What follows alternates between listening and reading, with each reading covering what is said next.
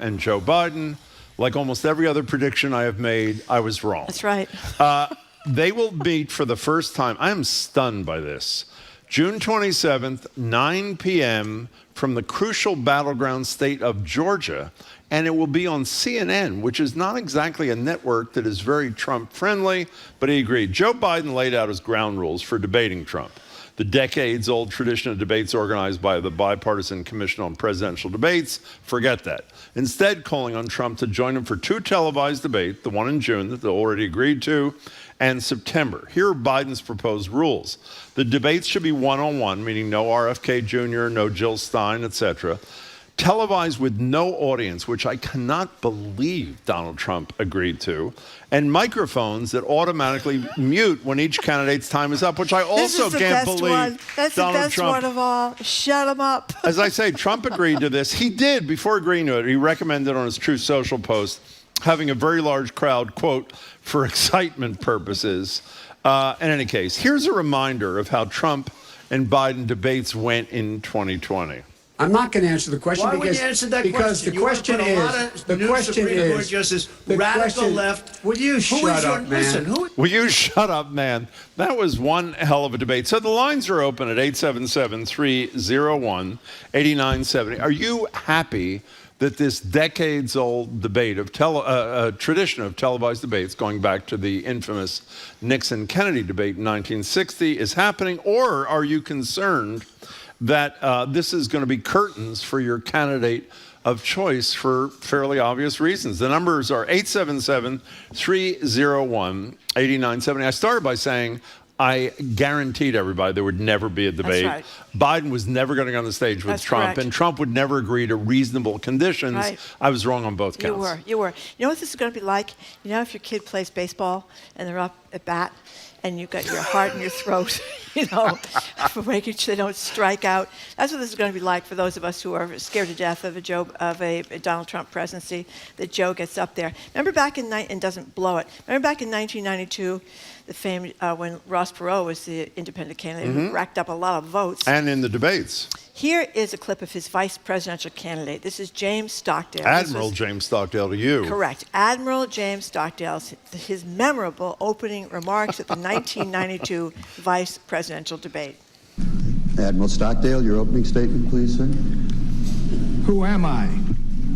Why am I here? Exactly. That's what we think about every single day at the beginning of the show. It doesn't happen for Joe Biden that way, that it's a much better evening. Can I tell you something? I am really shocked that both of them agree to this. I'll tell you, from the Biden side, I understand he's trailing, and I guess he feels that exposing Trump in one-on-one will help.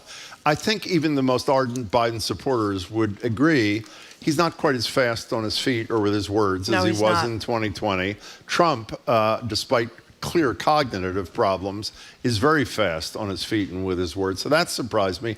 The Trump thing that really surprised me is Trump's great skill is to talk through the rules, like he won't be able to do that.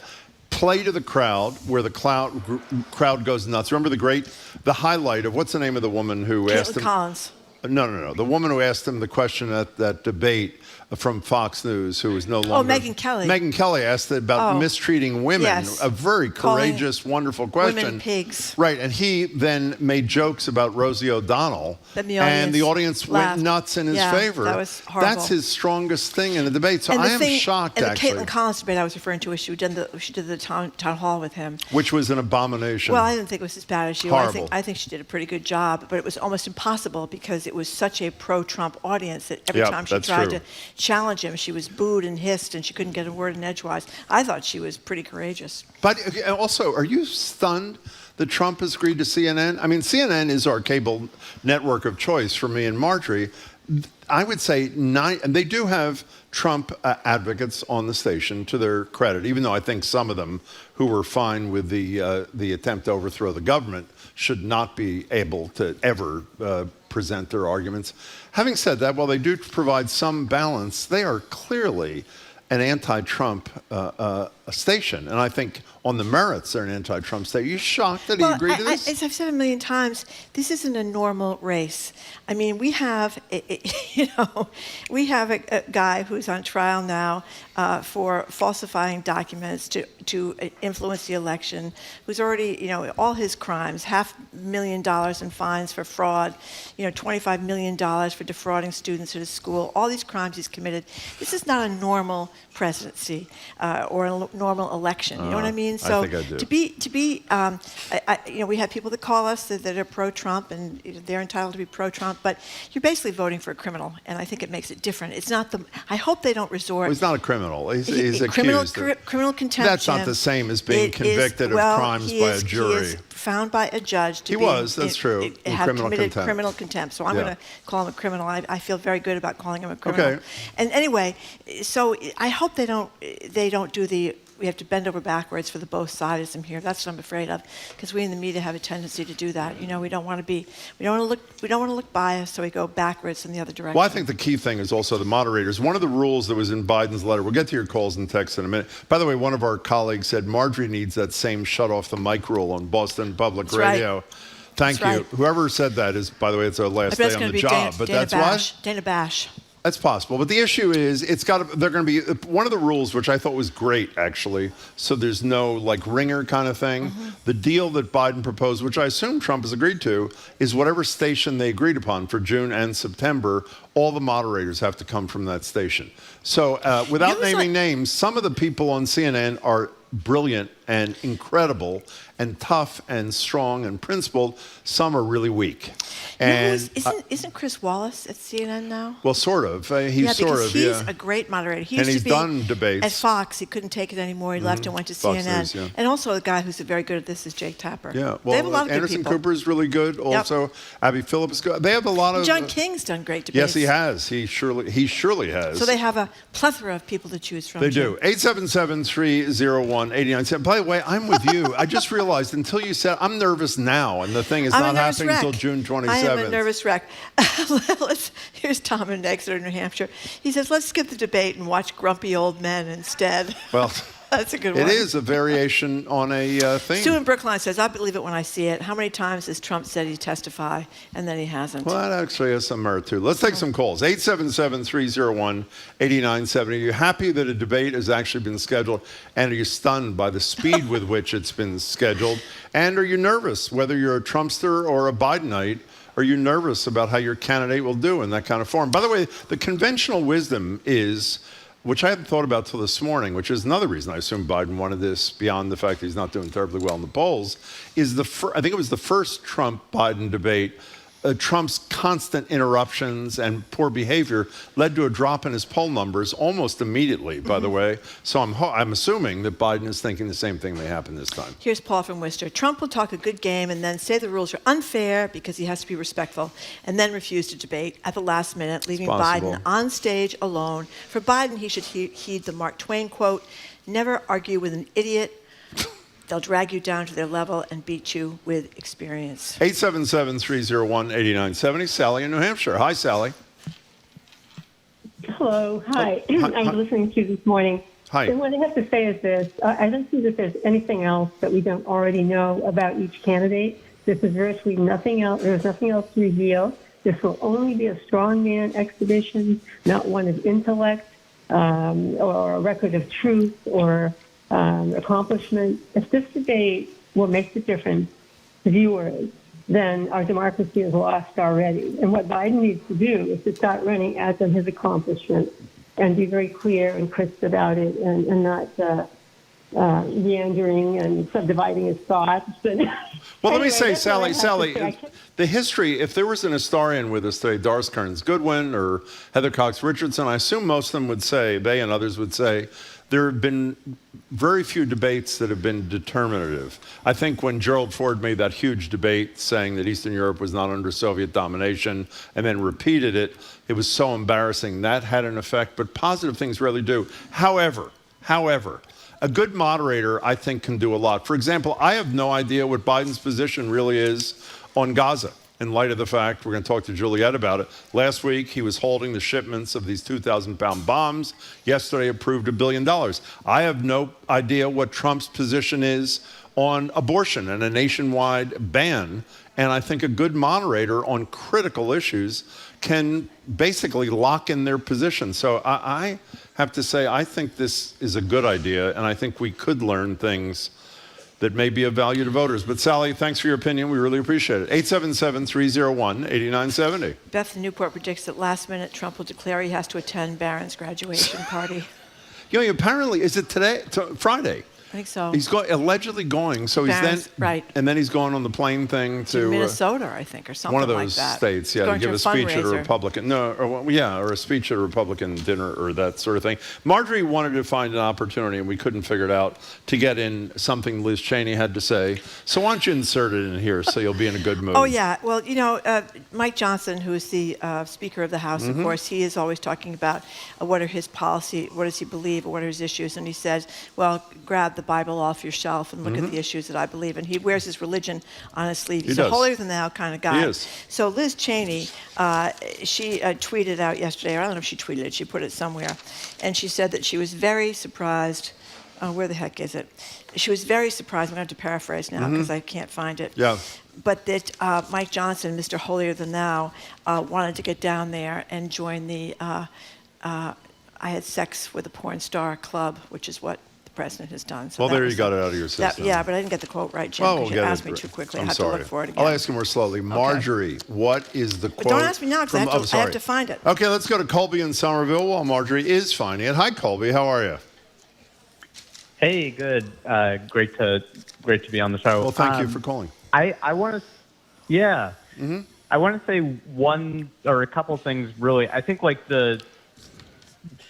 sorry, I'm getting a little feedback on, on my voice. So we're fine on this end. I'm sorry about that. Keep going though. Okay. You're doing good. All right, thanks. Yeah, I mean, I think the main failing here that I consistently hear is that we're treating these debates as though we have two normal candidates. And we really don't. I mean, we have a candidate who uses this Trump as a stage for him to just rile up his base. It doesn't really matter if they're in the audience or not.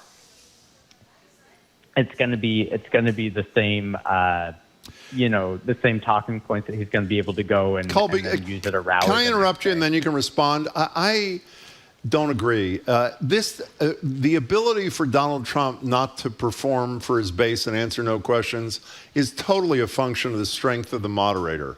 What's the name of the guy from Axios who did that brilliant one-on-one? Jonathan Swan? Jonathan Swan. Yeah, the single best interview of Donald Trump I'd ever seen. Great. He was wildly well prepared and did not let Trump get away with anything. And he's the only one I've ever seen succeed. I'm with you. I'm with you. So the issue, Colby, I think... him. Well, he doesn't work at CNN, and that's part of the maybe rules. Maybe they could bring him in on a any temporary case, basis. But Colby, don't you agree that if there is somebody who is relentless and well-prepared and smart, that Trump is not going to be able to just tell a story for I assume it's 90 minutes for 90 minutes, or you're still unconvinced? I'm unconvinced solely on the purpose that is a sit-down interview one-on-one versus a debate, which is really like a, political sparring event. So, I mean, intelligent people can disagree. That's just my 2 cents anyways.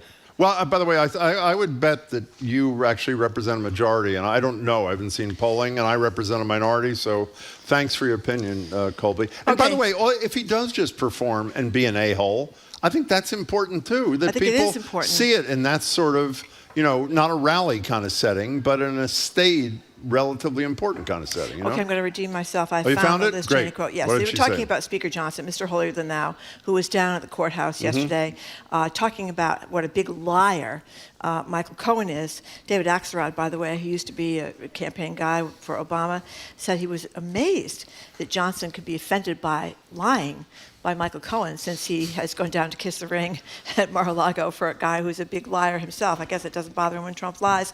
But in any case, here's Liz Cheney's quote about the Bible belting Speaker Johnson. I'm surprised he wants to be in the I cheated on my wife with a porn star club. Do you see one of the Perfect. great photographs that was on CNN last night? Is they had, I think it was Mike Johnson, I'm not sure, at the mic.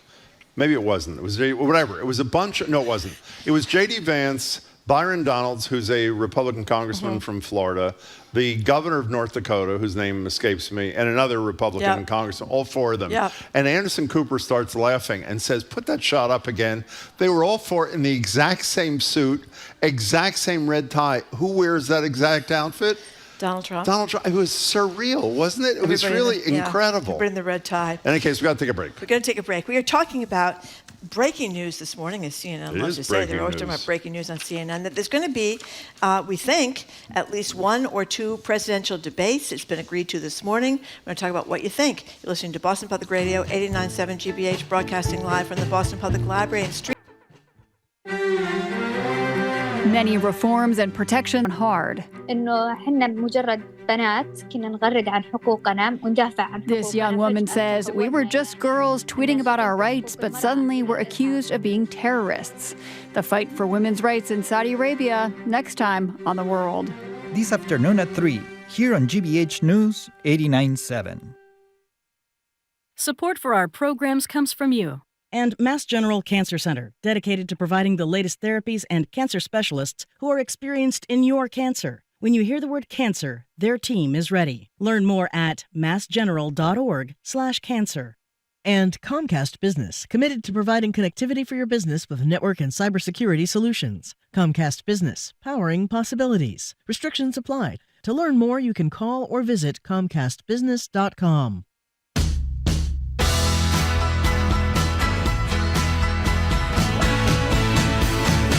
Welcome back to Boston Public Radio. Jim Browdy and Marjorie Egan live from the Boston Public Library, streaming at youtube.com/GBH News. A little bit later in the show, Lidia Bastianich, about to win an honorary Emmy for her quarter century on public television with her fabulous shows and all of her other fabulous work. And Larry Tye has written a brilliant book called The Jazzmen about Ellington, Basie, and Armstrong. And it is really powerful, and it's not just about their music. It's about their effect on our society in a very important and positive way. They'll join us after noon. But now we're talking about June 27th. The date has been agreed upon, 9 p.m. on CNN from the battleground state of Georgia. A former president, Trump, and a current president, Joe Biden, will debate with rules apparently established by Biden. Mic gets shut off when your time is up. No audience, one station, CNN, etc., all of which were dictated by, and no RFK, by the way, no third-party candidates, all dictated by Biden and apparently agreed to by Trump. Some of you don't believe Trump's going to show up. By the way, speaking of debates, remember 2016, Hillary Clinton and Trump? Trump is leaving his podium, and by the way, the moderator should have told him to get back to his podium, and they're going at each other in not exactly a substantive way. Here it is. He'd rather have a puppet as president of the United States. No puppet. And it's pretty clear. You're the puppet. Actually, there's a much longer version of that. We'll play that for you in a couple of minutes. 877-301-8970. Oh, let's play the longer one right now. Let's play the longer one now. Here it is. You have 25-seconder. Putin, from everything I see, has no respect for this person. Well, that's because he'd rather have a puppet as president of the United States. No puppet. And it's pretty clear. You're the puppet. It's pretty clear you won't admit that the Russians have engaged in cyber attacks against the United States of America, that you encouraged espionage against our people. Like a 4-year-old. 877-301-8970. Here's somebody who's not nervous. This is a texter who says, Biden wiped the floor with Trump in 2020. He wiped the floor during the State of the Union. Jesus tap dancing Christ. Give the man a break. He will be fine. By the way, with all due respect to that texter, can I be kind? That is ridiculous. He's reading a State of the Union speech with essentially a speech that he and his staff have written with no interruption. Well, here you have a guy... He's ad-libbed a couple of times during these State of the Union speeches, with Donald Trump speaking nonstop. In front of these hostile members of Congress, he's ad-libbed. I thought he did a pretty good job. Casey and Sharon, he was fine, but it's not a debate. Casey and Sharon, you're next on Boston Public Radio. Welcome. Hi. Hi. I live in Sharon, and it is a very woke town, and I am a lifelong liberal. I voted for Biden, and I am a lesbian mother of 3. And I can't wait for the debate. I think both candidates have a great record to run on. I mean, not great record, but a significant record. They've both been president, and I think that this is definitely overdue. I don't think that Biden, honestly, is going to be the candidate because I think that the polls have been so just insane in the direction of Trump that, and rightly so. I think Biden has made so many blunders and errors. I think that our country is in a terrible, terrible state. And so my first vote for a Republican is going to be for Donald Trump. You know, Casey, can I tell you something? I hope you don't take this the wrong way, and feel free to respond. I don't believe you. I just don't. Tell me, even if Biden, and by the way, when you're talking about he makes all these mistakes, on a good day, Donald Trump makes more mistakes and tells more lies than Joe Biden on his worst day. What is going to cause you to decide that Donald Trump should be the next president of the United States? So it's because, like I said, they both have a record to run on. They both can speak to the fact that, you know, where was the country 4 years ago? Where is it now? Where is inflation? Look at immigration. I mean, it is out of control. Our cities are being destroyed. Not only that, but just, I mean, globally, we are a joke. We have no legitimacy in the eyes of our colleagues across the country. No, I have to say, that's the one thing you're right about. When Donald Trump was cozying up to Putin, Kim Jong-un, and the leader of Hungary, we were much more deeply. I'm sorry, Casey. I'm curious, which cities are being destroyed? I mean, across the country, if you look at New York. New York is not being destroyed. Let me be clear. Thank you, Casey. I'm not saying I don't believe that she's voting for Trump. Yeah. I don't believe the background she's describing and all of a sudden having an epiphany and she Casey, decided. just one thing I should say, having many family members that live in New York City, is not being destroyed. Boston is not being destroyed. San Francisco has a homeless problem. We have homeless problems around the country. Most of the homeless problems are not about immigration. They're about the astronomical cost of housing, and they're about mental illness and drug addiction. They're not about immigrants. So, having said that, Casey, thank you for your call. We appreciate it. 877-301-897. By the way, if someone wants to make a case any day, like Karen, who was our first caller yesterday, who said she was nervous doing it, wants to make a case on the merits for Donald Trump, on the merits, on the facts, we are not only happy, we encourage it, and we'll pop you up to the top of the list because we'd like to hear from you. Well, the thing, you recognize these things, and if you watch Fox News, you see these certain themes. That's one of their themes. Which one? The cities of America are being destroyed by illegal immigration. It's just not true. I mean, yeah, is there a massive influx of people coming here illegally? Yes, there is, but nobody's being Well, not to mention destroyed. the fact the only reason there was not immigration reform that I would argue is pretty cruel is because Donald Trump blocked it. His conservative Republican friends supported it, and he knew it was going to be a boost for Joe Biden's campaign, so he told them to kill it, and they did. I mean, come on. Steve in Cambridge, thank you for calling. Hey, Steve. Hey, guys, how are you? Good. I think it's long overdue that Biden has done a debate. I think it's funny that you guys are so worried that Joe Biden is going to do horribly, but you think he's okay to run the country. And let's say Biden won. Do you really think he's going to last 4 years? And is Kamala Harris actually capable of taking over? First of all, her name is Kamala Harris, not Camilla. And secondly, I am worried about the ability of Joe Biden to do 4 years effectively. However, he is running against the guy who attempted to overthrow the government of the United States. And so I think the choice is fairly clear, even though some of the points you make are totally legit. He is old. He's already the oldest president. He'd be 86 when he's done, and he's lost a step or two.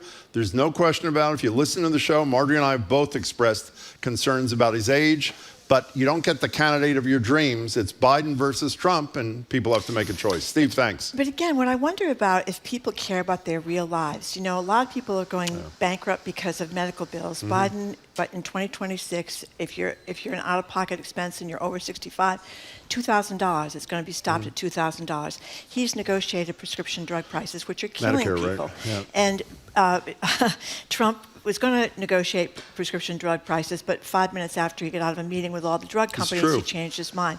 We have these chip factories coming now. We have, there was a great daily this morning that talked about the home insurance industry is That's going a New York bankrupt. Times podcast. Yes, it's going bankrupt all around the country.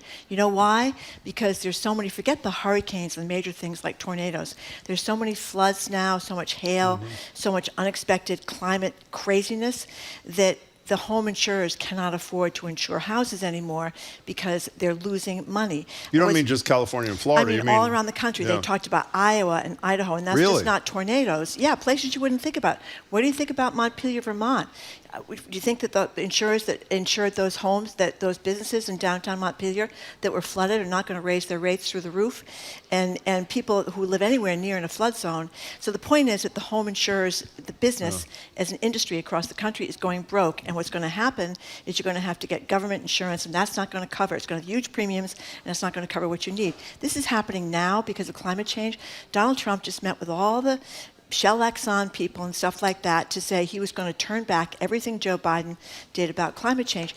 Sometimes you have to think about what impacts your life and your pocketbook. And inflation is really bad, and Joe Biden should talk more about it. But Donald Trump, what is he going to do for your life? He's not going to be able to control inflation.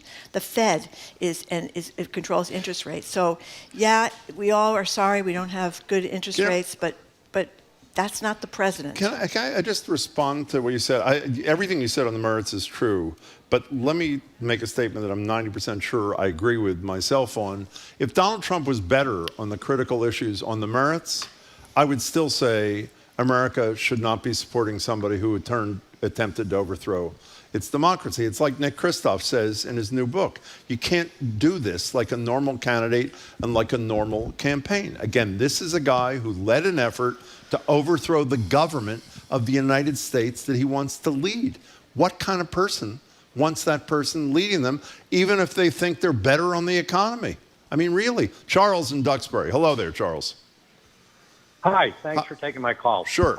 Interesting subject, and I've had a dream scenario for this debate, which I actually hope wasn't going to happen, but here it is. And it's as follows. I would love to see Joe Biden take a bold stroke and stand at the podium for the opening remarks and say the following. Dear viewers, whatever I say tonight is probably not going to change how you vote for me or change for Donald Trump. Most of you have made your mind up. So I'm going to tell you this. I've got work to do for this country, not stand here and waste my time and your time listening to someone lie about the last election, tell lies about the upcoming election, and do everything he can to upset a normal democracy. So, folks, I'm going to sign off. If you're going to listen to him below the 8 for the next half hour. Yeah, that'd be a good strategy. And those of you who have sponsored this show, my campaign will happily pay you back. But I'm out of here. I got work to do. Okay. That's my ideal. Okay, Charles, I would say in my dreams, I would sort of like that too. I'm not sure it'd be that effective on the debate stage, but I appreciate your creativity and the sentiment. I am totally with. Charles, thank you for the call. So again, to wrap this up, amazingly, it appears in fewer than 24 hours, maybe even much sooner than that, Joe Biden proposed rules for a debate, including ones that I think are very helpful to him and not helpful to the kind of candidate Trump is. And amazingly, Trump agreed to them, apparently. June 27th, 9 p.m., CNN, we don't know who the moderator is going to be yet, from Georgia, which is obviously be one of the critical states, and the states where Donald Trump made the, quote, perfect call, asking the Secretary of State for 11,000 votes. So that should be a good setting for that, too. Okay, we're moving on. We're going to talk with Boston Globe business columnist Shirley Leung. She's going to tell us about the hot tech companies in Boston and what the mayor and the governor are doing over in Italy on a trip there. They're going to see the Pope. They're going to do some other stuff, too. You're listening to Boston Public Radio, 89.7 GBH, broadcasting live from the Boston Public Library and streaming at youtube.com/GBH News.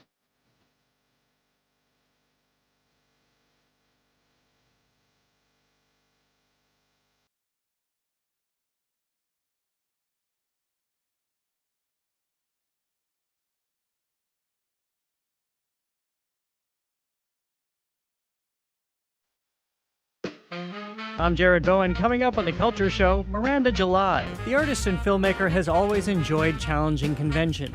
Now she's written a novel that takes a breathtaking look at middle-aged sex, crisis, and transformation. And Joyce Kulhaywick is here to preview the big event for local theater, the Elliot Norton Awards ceremony. That's on The Culture Show today at 2 on 89.7 GBH.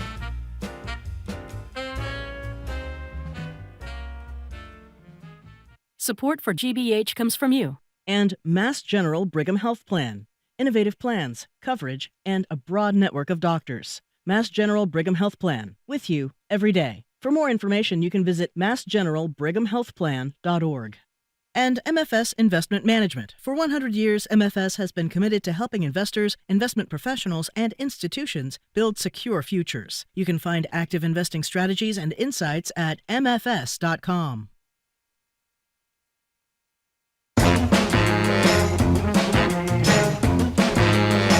Welcome back to Boston Public Radio. Marge Regan and Jim Bradley. We're live at the library, streaming at youtube.com/GBH News. And if it's not hot enough for you outside, join us at the library because it's about 105 in here. It is. It's so humid. Oh, my I mean, God. it's humid outside. It's pretty incredible. In any case, that would be the voice of Shirley Leung. If you don't know who she is, what have you been doing with yourself? She's a Boston Globe business columnist and host of the fabulous Say More podcast. Hello, Shirley Leung.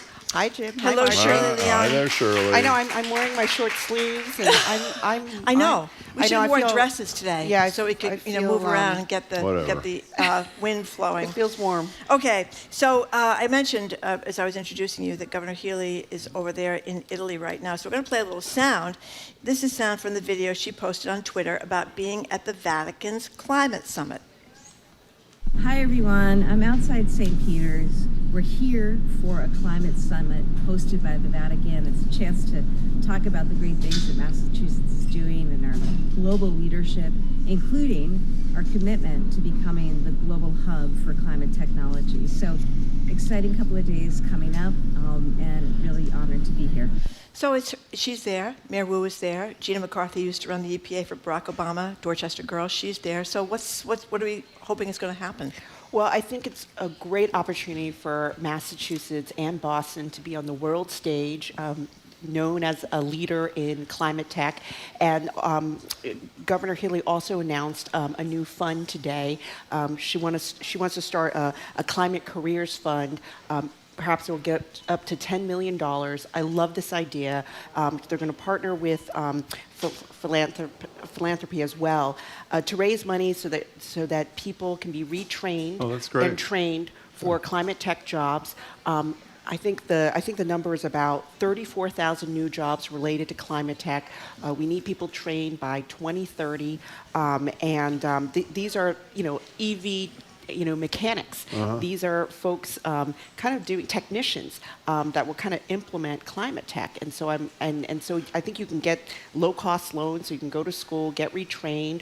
I think it's great. By the way, I haven't read the proposal, but is the proposal flexible enough that if Trump's elected, she can switch him to oil drilling training? Is that because that is what by the way, she's also... it's funny you mentioned that. I was just thinking this last night because I was listening to the New York Times Daily podcast. About home insurance. Well, no, about the poll. The poll. Oh, yeah. New York Times Siena poll yesterday. The poll about the battleground states and how Trump is up. 5 out of 6. And I was thinking, I wonder if we have a plan B. Well, can I tell you something? Massachusetts. Everybody from Ed Markey to, I think, she's not secretary, Hoffer, the climate chief, Chief Hoffer. Right. Almost everybody has said when they've been candid with us, you got to spend the money fast. This $500 billion in the Inflation Reduction Act has got to be at least committed before January, or there's a real good chance that a lot of it's going to be undone. Yeah. And the people that were calling, the woman that was calling about Trump, he's a climate change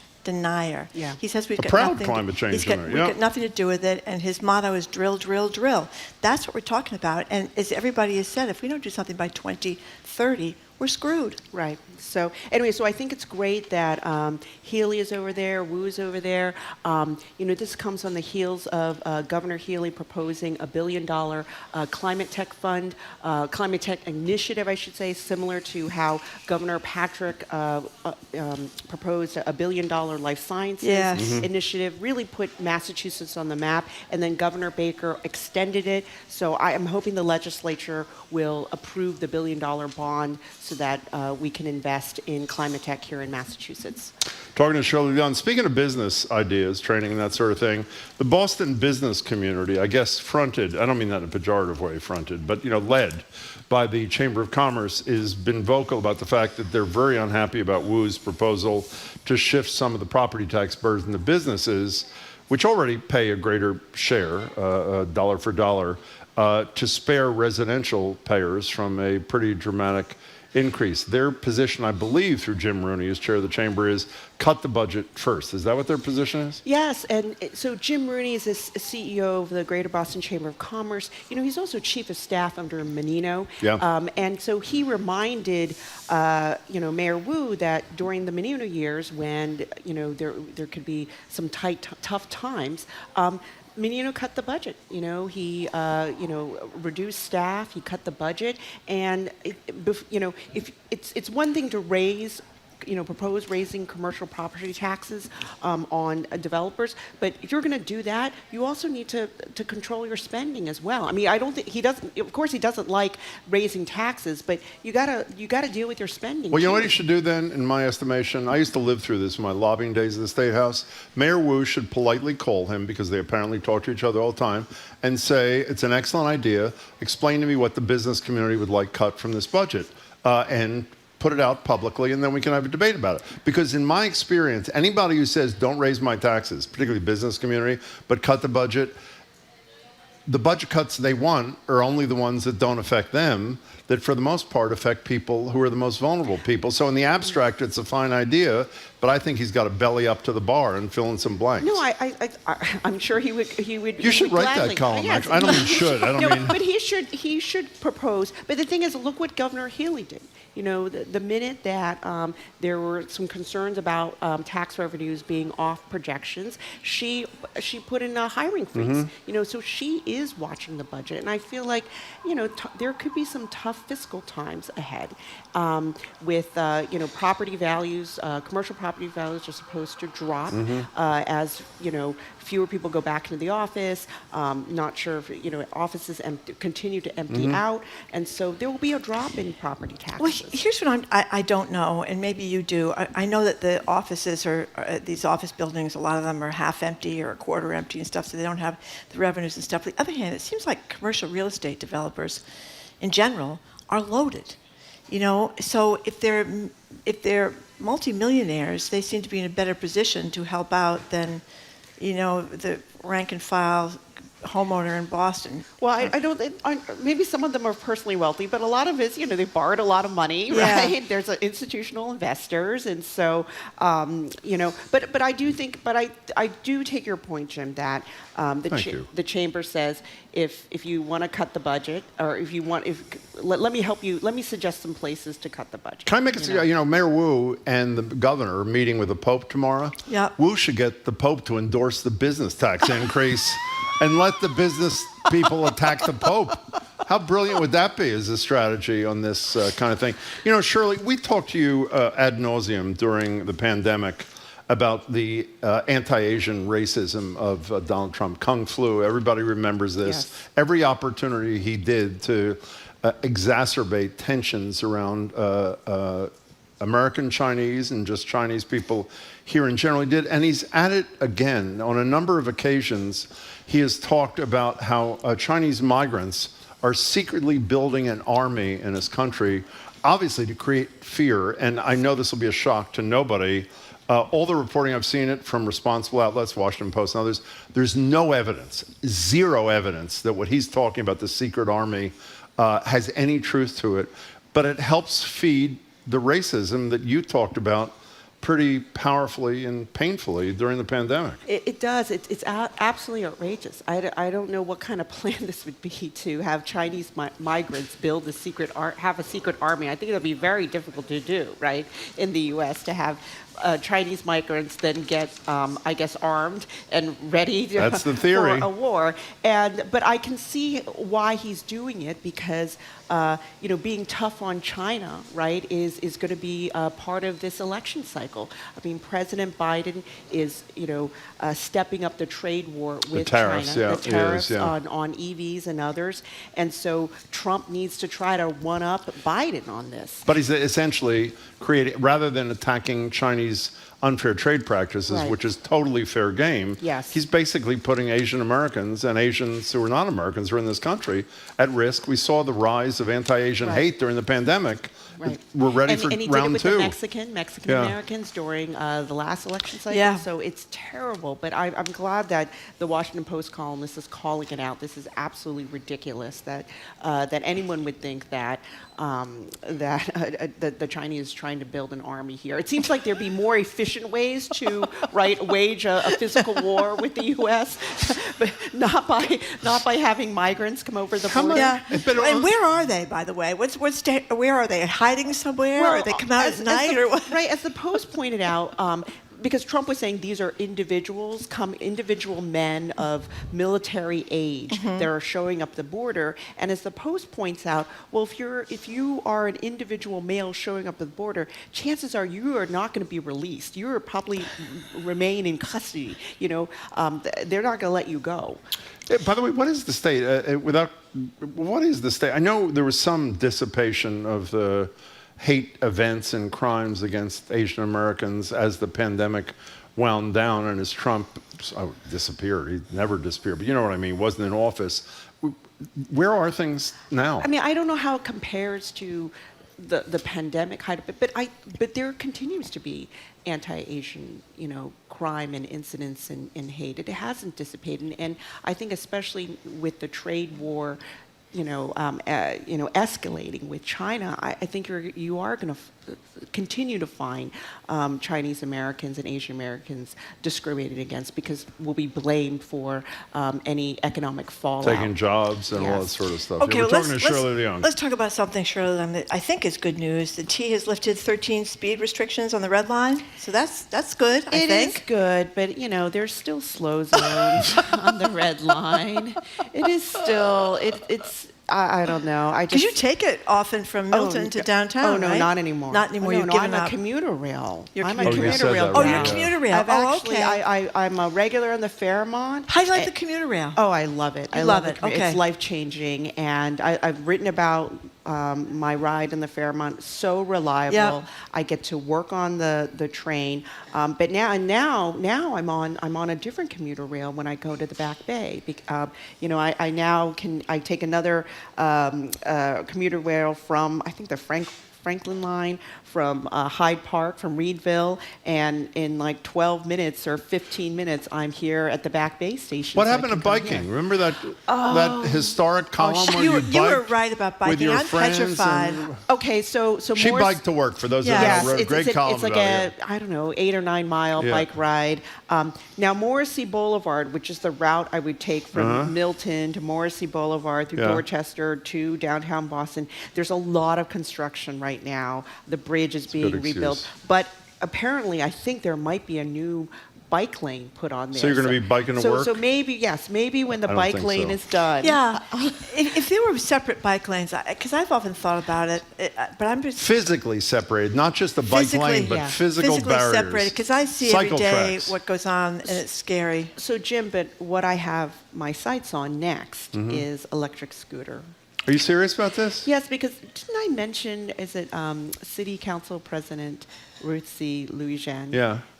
She loves to travel by electric scooter. She does? In Dorchester. She doesn't travel from... I hope she doesn't ride in the bike lanes with those damn things. She doesn't ride from I think, Dorchester to... I think she's in Dorchester. From Dorchester to City Hall. Where's she go? But intra-Dorchester. Like if she was to go see her parents or something, she'll take the electric scooter. You're not really going to do this, are you? Oh, I am.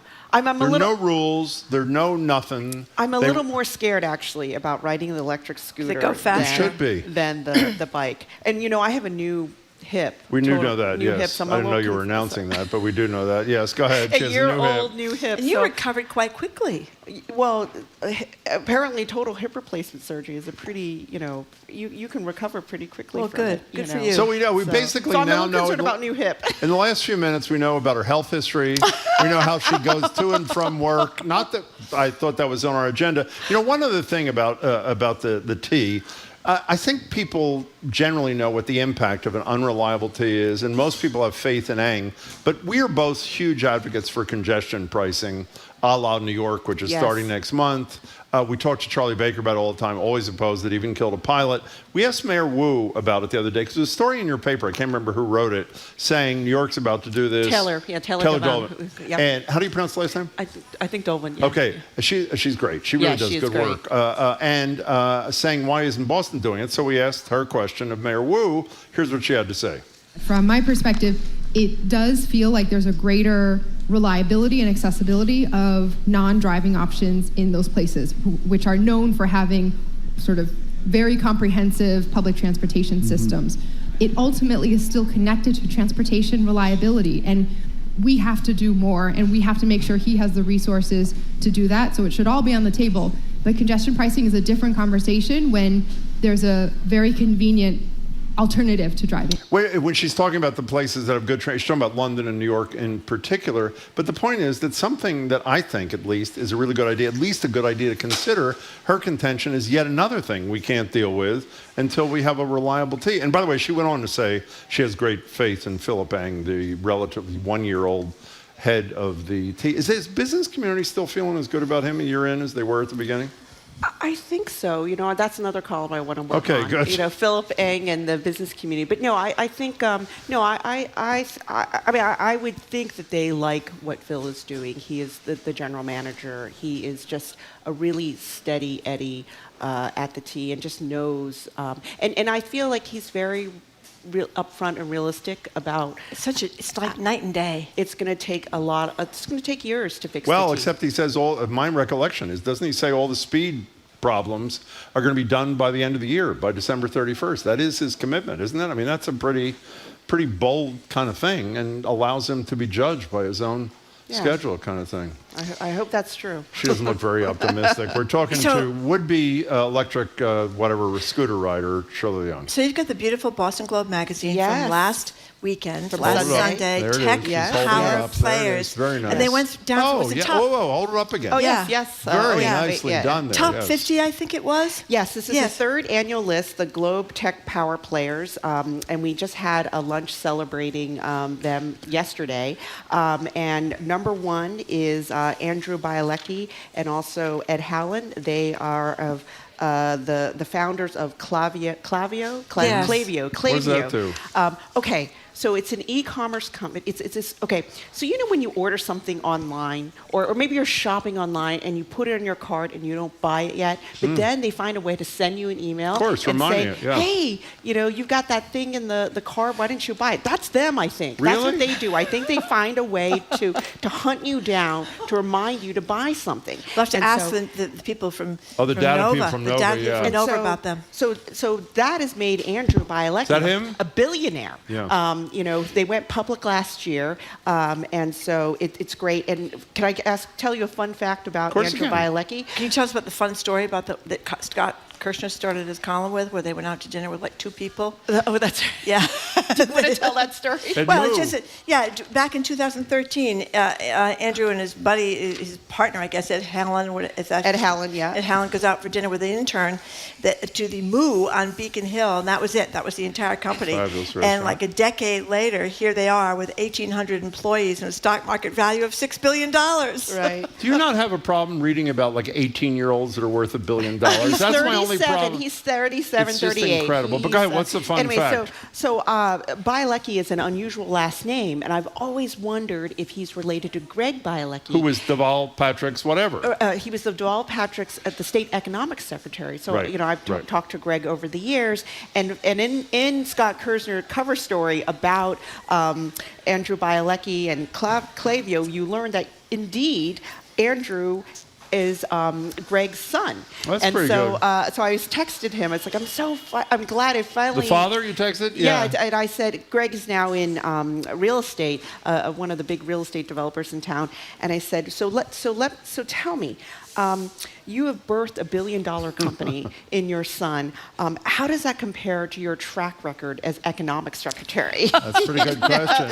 So he's like, yes, my claim. And so Greg texted me back, said, yes, my claim to fame now is Andrew's dad. Well, that's pretty good. We only have a minute left. Speaking of high tech and all this sort of thing, you have a podcast where we learn, I think, about whether or not a robot can do our laundry, which I think is well overdue. What's the answer to the question? So this is Daniela Roos, the MIT professor. She's this week she's on Say More, and she's a robot expert. She's also on the Tech Power Players list, and she confirmed that yes, robots can do laundry for us. They can do a lot of chores, but it's not quite at a price point where you and I can afford it. Yeah, but the Bioleckies can take care of it. Right, exactly. But she has a really she has a new book out, and she's really bullish on robots helping humans, doing a lot of our chores. She also talked about like furniture robots, like furniture becoming robots, and they can move themselves too, something like that. Moving furniture? Yes, moving furniture. So, but anyways, it's a great episode with Danielle Roos, and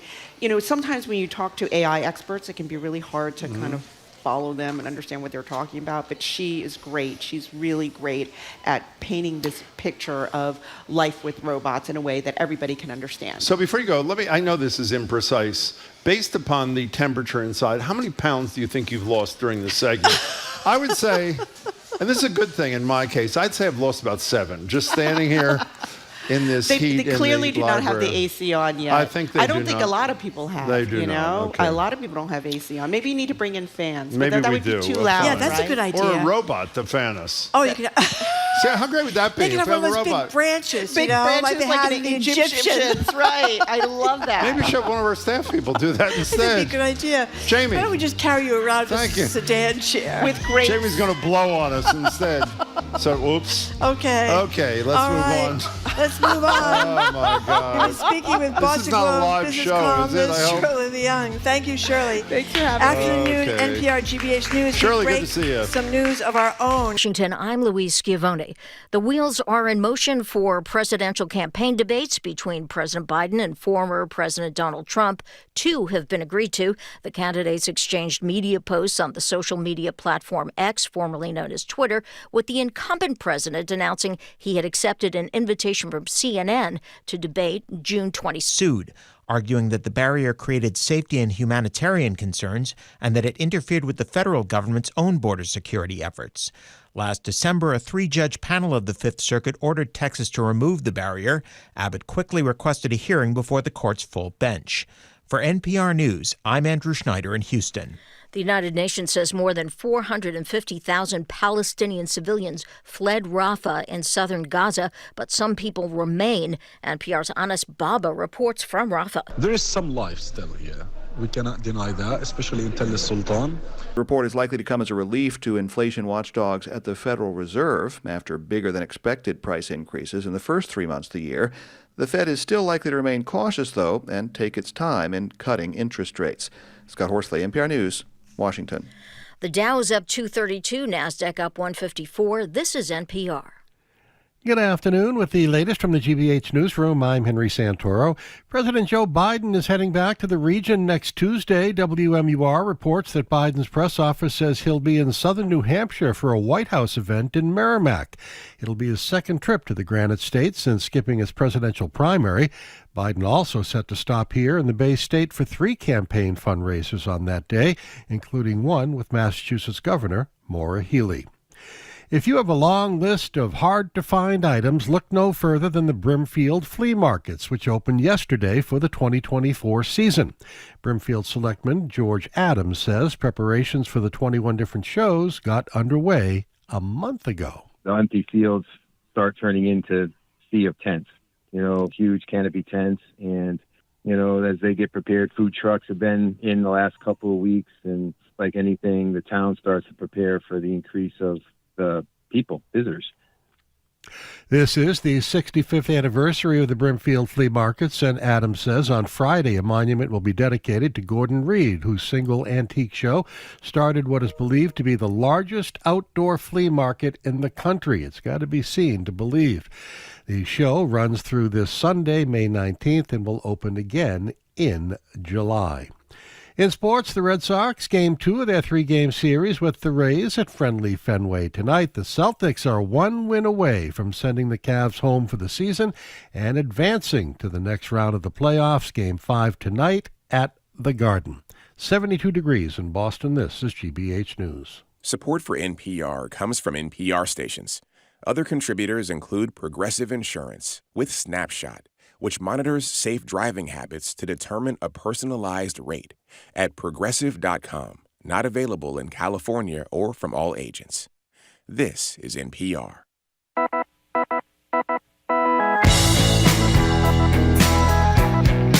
Welcome back to hour number 2 of Boston Public Radio. We are broadcasting live from the Boston Public Library. We are streaming on youtube.com. Thank you /GBH News. And we have a new TikTok account.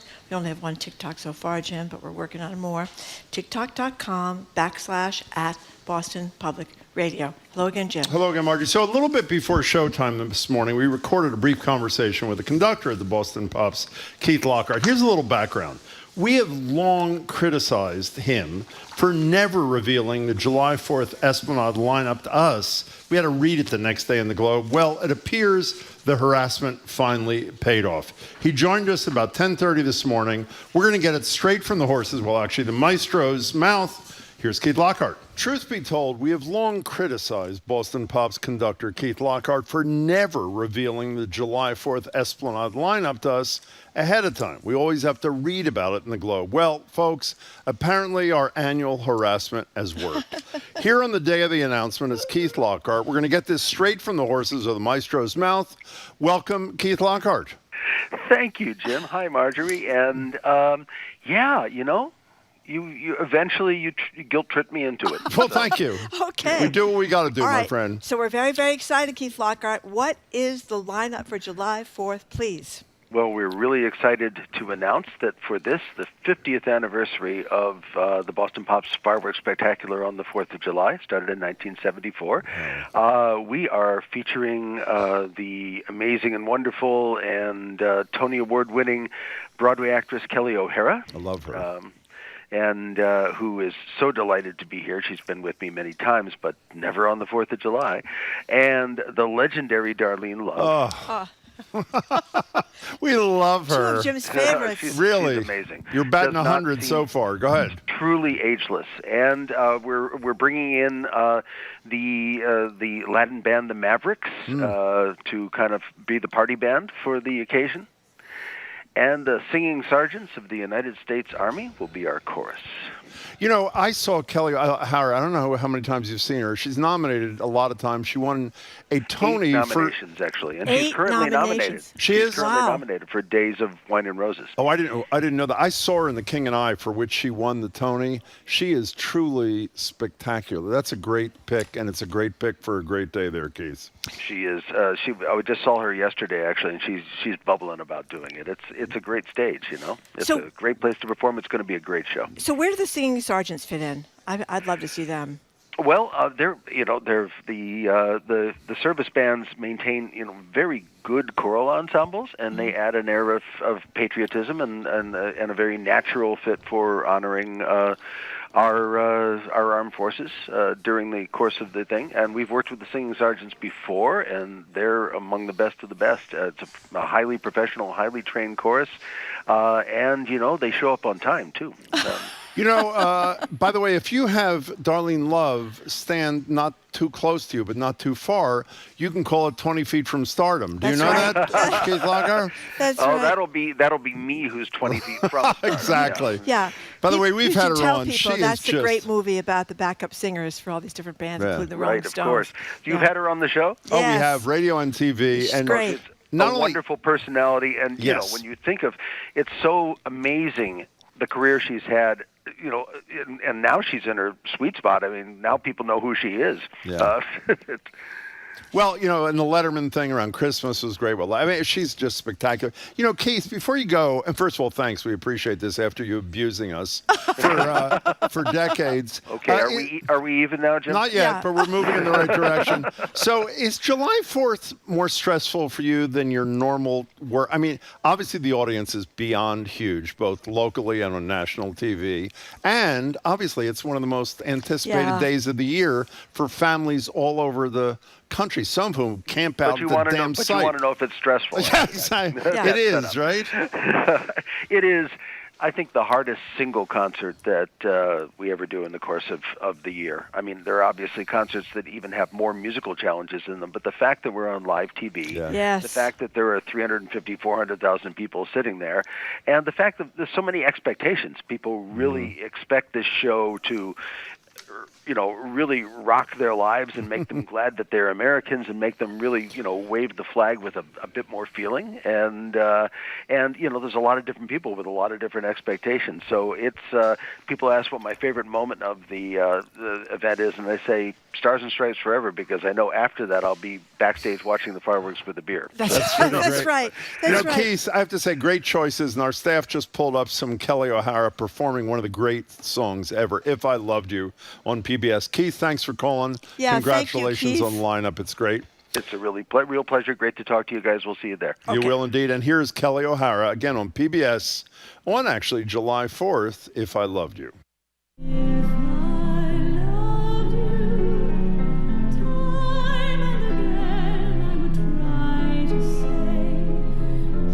Okay, we have been speaking with Boston Pop's conductor, What Keith plays that Lockhart. from? What plays that from?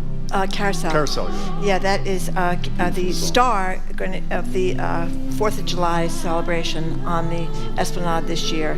For more information, go to bso.org/pops. Okay, come on. Now we're joined live at the Boston Public Library by Juliette Kayyem. Juliette is a former Assistant Secretary for Homeland Security under Barack Obama, the faculty chair of the Homeland Security Program at Harvard's Kennedy School of Government. Her latest book is The Devil Never Sleeps, Learning to Live in an Age of Disasters. Hello, Juliette. Hello. That was very exciting news. It was for us. It was. You have a July 4th story? I do. You do?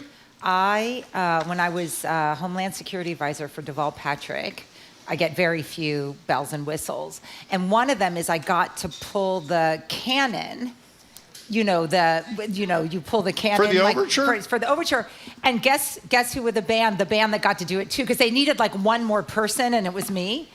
Rascal Flatts. Oh my gosh. Most people know I'm a huge country music fan. Not most people. My people know that I'm a huge country.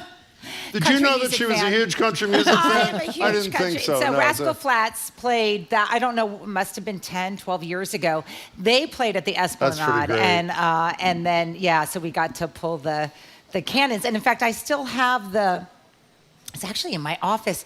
I still have like the... Cannonball? Not the ball, but like there's a canister that they bring the ball out of. So they let me keep the canister. That's almost as good as that's going my Rascal Flatts to the prom. With my July 4th with it. No, she denies this. She doesn't like this. And also, but I have to say, Rascal Flatts. Okay. I never see. We're not going to say it because it upsets her. I've never seen Juliette lose her composure, except when we threaten to mention who she went to the high school prom with. And since we're not going to say it, we're not going to say if you Google it on our show, we have said it in the past. Just Google it, and you'll find out. Look at her walking around. She's sweating. I'm wearing a skirt. She's turning red. I love your skirt. I know. I got many compliments. Okay, let's not change the subject. We're changing the subject. We're changing the subject. Okay. So if anyone needs a canon person on July 4th, you're the woman I for will the be job. it. I will be. I'm not going to be that singer. Oh my God. So some of us thought that President Biden was sending out a warning about an invasion of Rafah by the Israeli Defense Forces by putting a pause on these, I think it was 3,500 bombs that were going to go over there to help in the war effort. But now he's advanced $1 billion in arms for Israel, and they are attacking Rafah. Yeah. So what do we... It depends on what you call an invasion. And so I think what the... everyone was, worried about a shock and awe moment that would just, sort of kill all the Palestinians that are remaining in Rafah. What it appears that Netanyahu's strategy is, and he's facing, as we're seeing in the news, he's facing his own protests and his own issues, especially within the IDF and some of the national security team. Yeah, they're upset too. The military is upset with them. Like, it's like at some stage we'd like a strategy. We'd like a strategy. Exactly. And so, but it appears that he's going in these like incursions that are sort of, the lead up to the news just now had one of them. So that there's not sort of a shock and awe moment that would be hard for people to deny. And you're sort of I think they're thinking that like the trickle effect won't have the same impact, at least in terms of global, let alone domestic concerns. In the meanwhile, while he had this conditional moment last week, he has informally notified the congressional committees, which means that everyone knows that he will be releasing or planning to forward a $1 billion request for a weapons deal for Israel, and that includes tank ammunition, tactical vehicles, and mortar rounds. So well, you use the expression, let me quote you to you, we'd like a strategy. You were talking about Netanyahu. Yes. I'd like a strategy from the President of the United States. Yeah, it's hard to, I understand they're different. He is not including in this $1 billion shipment the 2,000 pound random kill everybody in its path bombs, but he's still sending $1 billion after he basically said, this is because you are dishonoring our red line, for lack of a better expression, on Rafah. Well, they are, maybe not to the degree was anticipated. And what we'll do now that you've defied us is give you $1 billion in armaments. I don't get it. Yeah, honestly, it makes no sense. I mean, part of it is just him reacting to domestic issues, whether it's the protesters or the growing concern within the American public about what's happening in Israel, or Israeli-supported, Jewish-supported constituency donors. Yeah. And also the Republicans who are sort of saying that, who were falsely interpreting last week as an arms embargo on Israel, some conditional arms embargo, which it never was. It was a limited number of as you were saying, it was a limited piece of an otherwise essentially like gravy train between the United States and Israel. Now, just to say again, though, yes, maybe Biden is reacting to, in a way that's hard to say what the strategy is, but except for, semi-unconditional support of Israel, but it is clear that, well, two things. One is that the facade that Netanyahu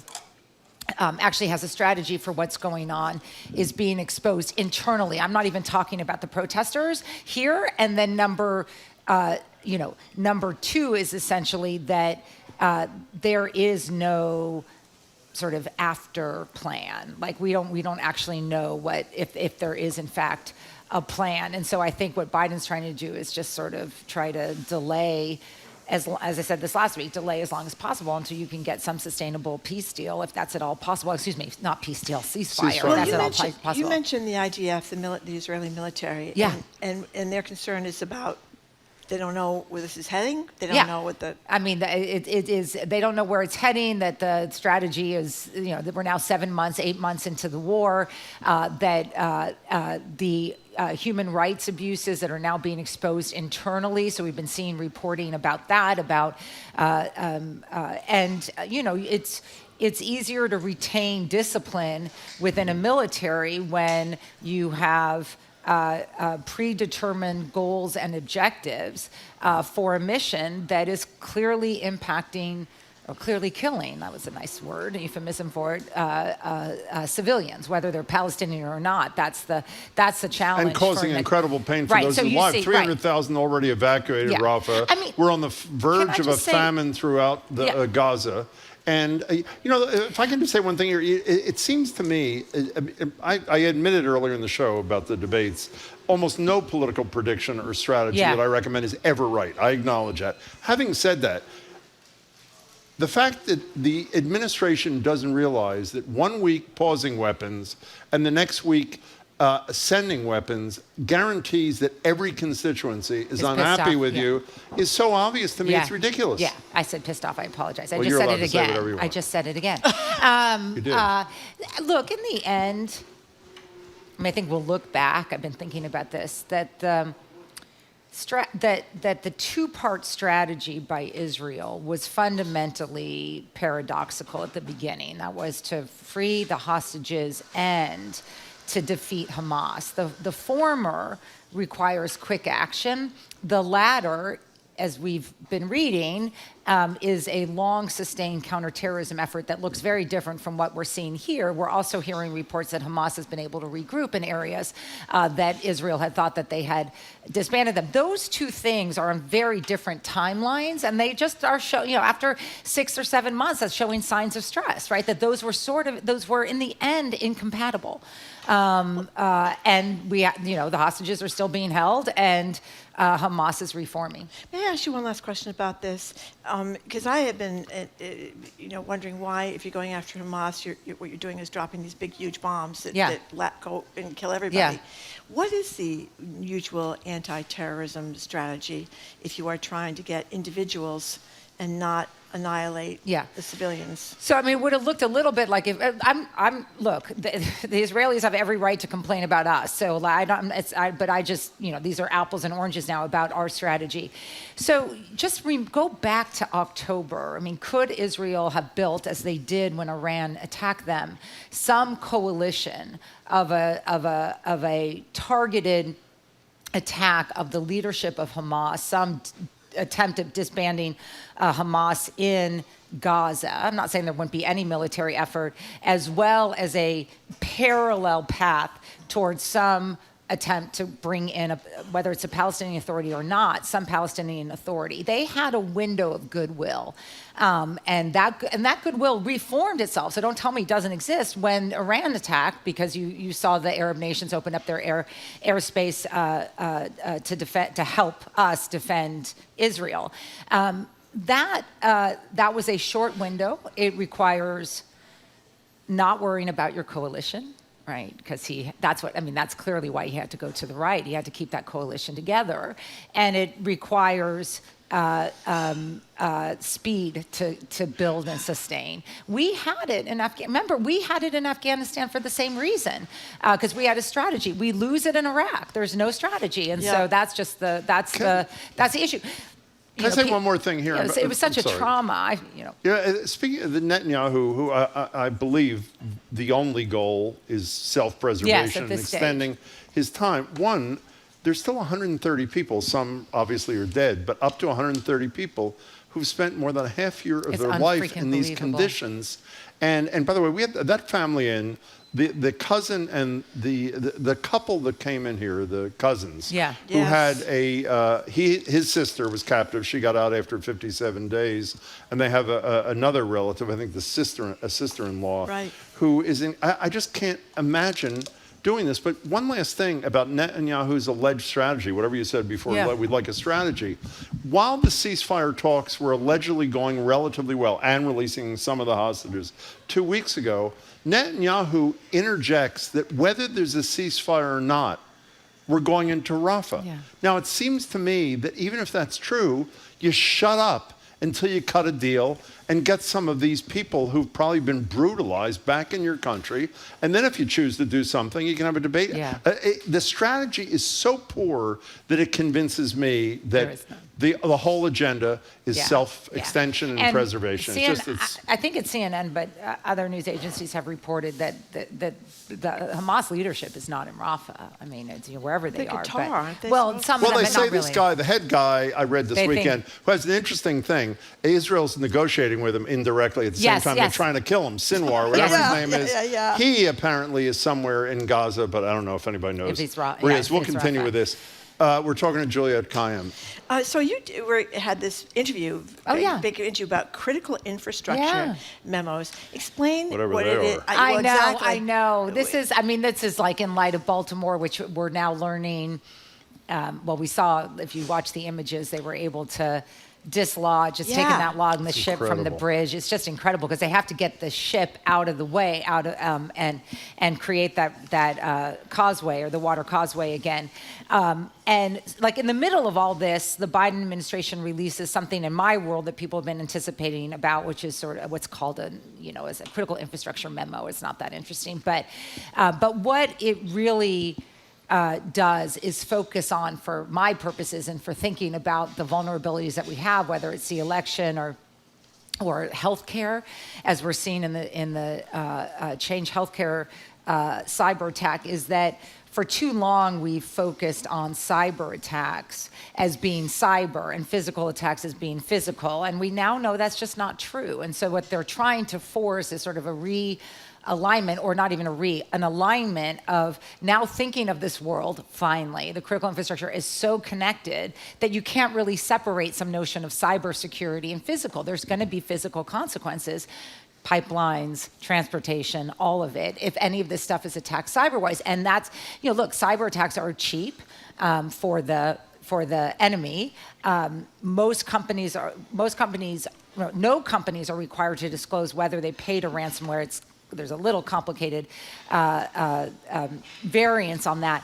And in the absence of being able to get regulations through, which they're never going to, or laws through, which they're never going to be able to do, a lot of this infrastructure remains relatively open. I mean, it is, we just, just given the politics, the Republicans don't like regulation of critical infrastructure because it's owned by the private sector. By the way, I was distracted for a second because I was thinking about you and the prom, but so I missed. No, you have to be thinking about me and the Rascal Flatts. But so, did you say your whole shtick, which we discussed in your last book, and your whole agenda is minimizing disasters? Yeah. The reality is we're not going to prevent most of them. And also not just worrying about how you fix it after the fact. Apparently, based upon what you tell this interviewer, there's a lot of that preventive stuff here, which is pretty rare in America, whether it relates to public health disasters or these. So that's it's good. Heartening sign, right? No. And I think people are coming to the realization that you can measure success by, whether you can minimize the harm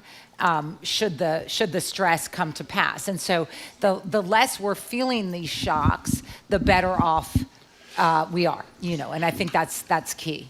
So you had an existential question. I do. Oh, really? Am I ready Jay. for it? No, it's speaking about of public bird flu. health. It's about bird flu. So we talked to Art Kaplan about it every week. Yep. And what's he feeling these days? Well, I mean, he's not as worried as I am. I mean, we only have that one guy. Of course, because your extensive medical degrees. With the red eyes and whatever. Two guys now. It's being passed to cows. We know that and whatever. But the issue that we read about last night, in anticipation of you coming, which I loved in the abstract, was one of the things we're not doing in this country, which we have the capacity to do, is to vaccinate the chickens. Yes. So my question is, and this is the question I asked Marjorie, which I think she should be embarrassed she wasn't able to answer. So does someone... I am, actually. Oh, say, does a public health official just have a needle and runs after a chicken, catches the chicken, gives it a vaccine, then it goes to the next chicken? How do you vaccinate? Haven't you heard? How do you vaccinate? You put it in the feed. I think look. They're mostly in cages. They can't even turn around. Look, I mean, so they don't have to go to Gillette and stand in line and they should be running around, but they're not for the most part. But go ahead. How do you vaccinate a chicken? Well. Free range. I don't know. I didn't know this was going to be a trick. I actually don't know that. You Let don't me call know my the answer? doctor. Art Kaplan. I just assumed that it was in the feed, that some capacity is in the feed. Are you worried about bird flu? No. Why? Well, I'm worried. I guess how should I answer that? I'm worried about the agricultural impact. I think 2 people getting it is not over 6 or 7 months is not. Do you know what that great public health expert Donald Trump said one day at the podium in the press room? What? There are only 10 cases. What's I know, the big deal? That's why a I'm million being cautious. deaths later. I would like to vaccinate the chickens. They're killing them to any exposed flock or any exposed farm. This is not this is within our capacity. So unlike COVID, where we had to wait a year for a vaccine, this is the irony and stupidity of how our food is regulated. It is not regulated by the FDA, which is part of Food and Drug Administration, which is part of HHS, which it is the farms are essentially regulated by the Agricultural Department, USDA, which takes a very voluntary approach to the farmers, regardless of any administration. Because they're owned by the big Yeah. I mean, so they've been very, very lax in sort of pushing anything, and so you're reading about lots and lots of potential or overlapping conflicts between FDA and USDA because they regulate different pieces. The FDA regulates the eggs that you're getting at the Whole Foods that you go to. Market Basket, thank you. You're going to Market? I got Market Basket Saturday morning, Whole Foods during the week. Yes. I mean, yes, I feel No, I have an I'm obligation just to laughing disclose because it. that's like so certain. That's is like certain. I like that 6:30 consistency. Saturday at Market Basket. Greet all my 6:30, fans. and then- 6:30 p.m. No, AM. AM. You AM. go to He wants to Market be- I do. Basket at 6:30 Yeah. a.m. I do. Jim is going to think about You know, he supermarkets. sees me in my. I do. You know, I dress up for Walking you the here, dog. and the only reason why I dress up is Yeah, because we live I very would close to if each I were other. you. I am in the sweatpants and Yeah, the I noticed. Uggs and like a hoodie, and I'm walking with my dog, and this one is Hey, like you didn't- honking. He's honking. He's like, "Hey, Juliette." I'm like, You know when she didn't look like that? What? At the high school prom in "Shut California. up, go." What kind of dog do you have? I have a mix. Okay, a mix. Everybody has a mix. I now, know. right? I You just have to like a mix. combination mix, but we don't Yeah. really disclose because it clearly has parts of a mix that is ostracized by the fancy people Oh, in Cambridge. God. Isn't she a cutie though? You've Actually, seen it's a her. fairly cute It's a dog. pit bull. Nice to Fairly. see My- you. my- Fairly. What? It is a cute dog. My daughter's It's like my- dog is 9% pit bull. Is it really? You said the Yes. words. That's a Actually, I problem. didn't tell you this. This is like so chit-chatty. I saw your daughter at the park. Well, that's There you wonderful. go. Oh, What's she your told me dog? she saw Yeah, you. yeah. Okay, She was so with the the bottom dog. line. You know what she said when she came home? What? She said, "Who did she go to the high school prom I with?" know, And she did. said, Juliette really knows how to glam up She because does. I just saw her Goodbye, at the park. Juliette and Kayyem. it's So, It's but great the to bottom see line you. is, This is over. We can cross bird flu off the list of things we have to Well, be so hysterical she says about. now. As long as you don't have eggs. It's all- I'm joking. That's not Goodbye. true. Goodbye, Don't Juliette take my- Kayyem. Thank you Okay. very much. We have been speaking with Juliette Kayyem, former Assistant Secretary of Homeland Security under President Barack Obama and the faculty chair of the Homeland Security Program at Harvard's Kennedy School of Government. Her latest book, The Devil Never Sleeps, Learning to Live in an Age of Disasters. Okay, coming up after a short break, we're going to talk with best-selling author and journalist Larry Tye on his latest book, The Jazzmen, How Duke Ellington, Louis Armstrong, and Count Basie Transformed America. You are listening to Boston Public Radio 89.7 GBH. We are broadcasting live from the Boston Public Library and streaming on youtube.com/GBH News.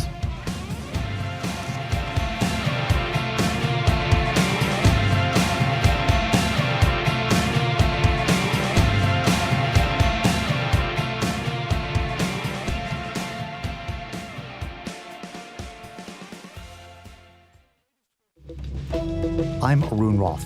Coming up on GBH's All Things Considered, tenants are protesting the high cost of rent and calling for action from Beacon Hill leaders. As Boston weighs reparations for black residents, leaders from the city's oldest churches are examining their ties to the slave trade. And we'll talk with a local expert about how the epidemic of loneliness is hitting young people especially hard and what we can do to help them. Those stories and all the day's news starting at 4 on GBH's All Things Considered. Support for GBH comes from you and the Huntington, presenting Tony Stone, the remarkable true story of the first woman to shatter expectations and play pro baseball on a men's team. May 17th through June 16th at the Huntington Theater, huntingtontheater.org. And M&M Skylights, servicing Massachusetts and New Hampshire. Their team is part of the Velux Skylight Specialist Network and is committed to helping improve the air quality in your home or business. You can learn more and schedule a consultation at mmskylights.com.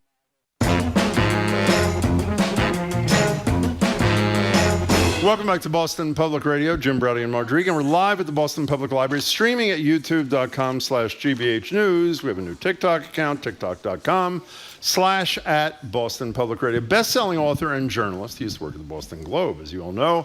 Larry Tye's The Jazzmen tells the story of three revolutionary American musicians, Count Basie, Duke Ellington, Louis Armstrong. Not revolutionary simply because of their music, but because of how they transformed America, as the title of the book says. Here's a clip from Armstrong's classic, What a Wonderful World.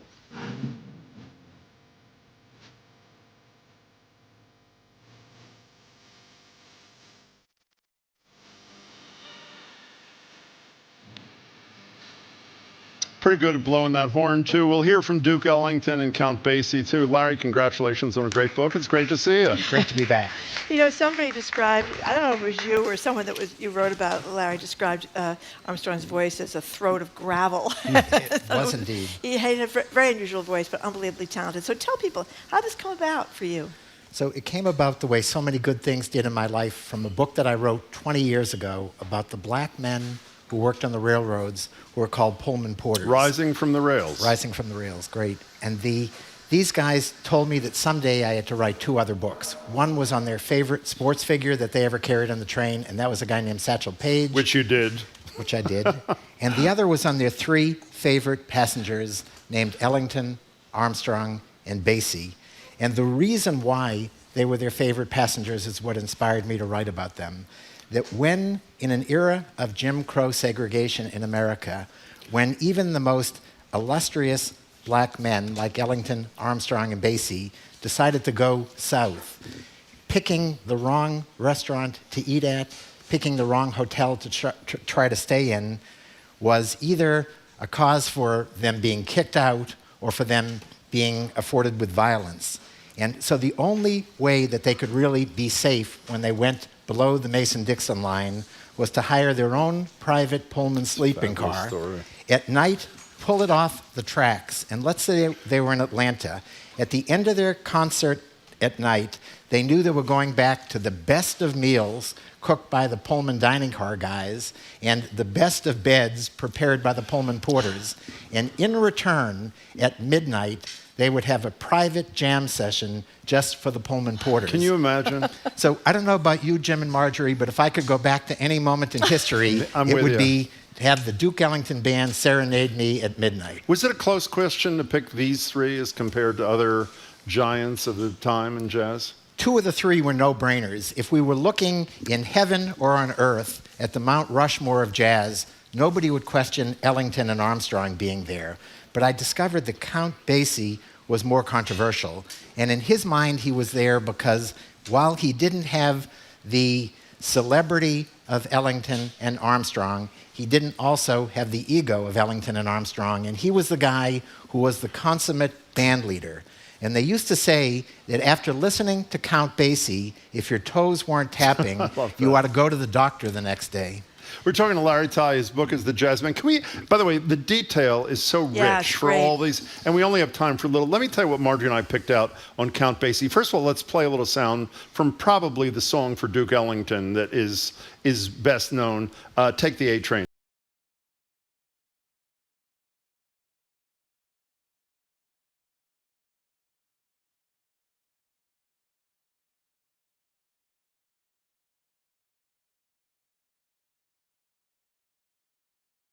So Billy Strayhorn was a young, talented guy living in Pittsburgh that nobody knew about.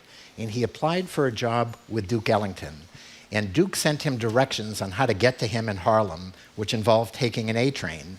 And Strayhorn thought the perfect way to come in for a job interview would be to have composed a song based on Duke's directions.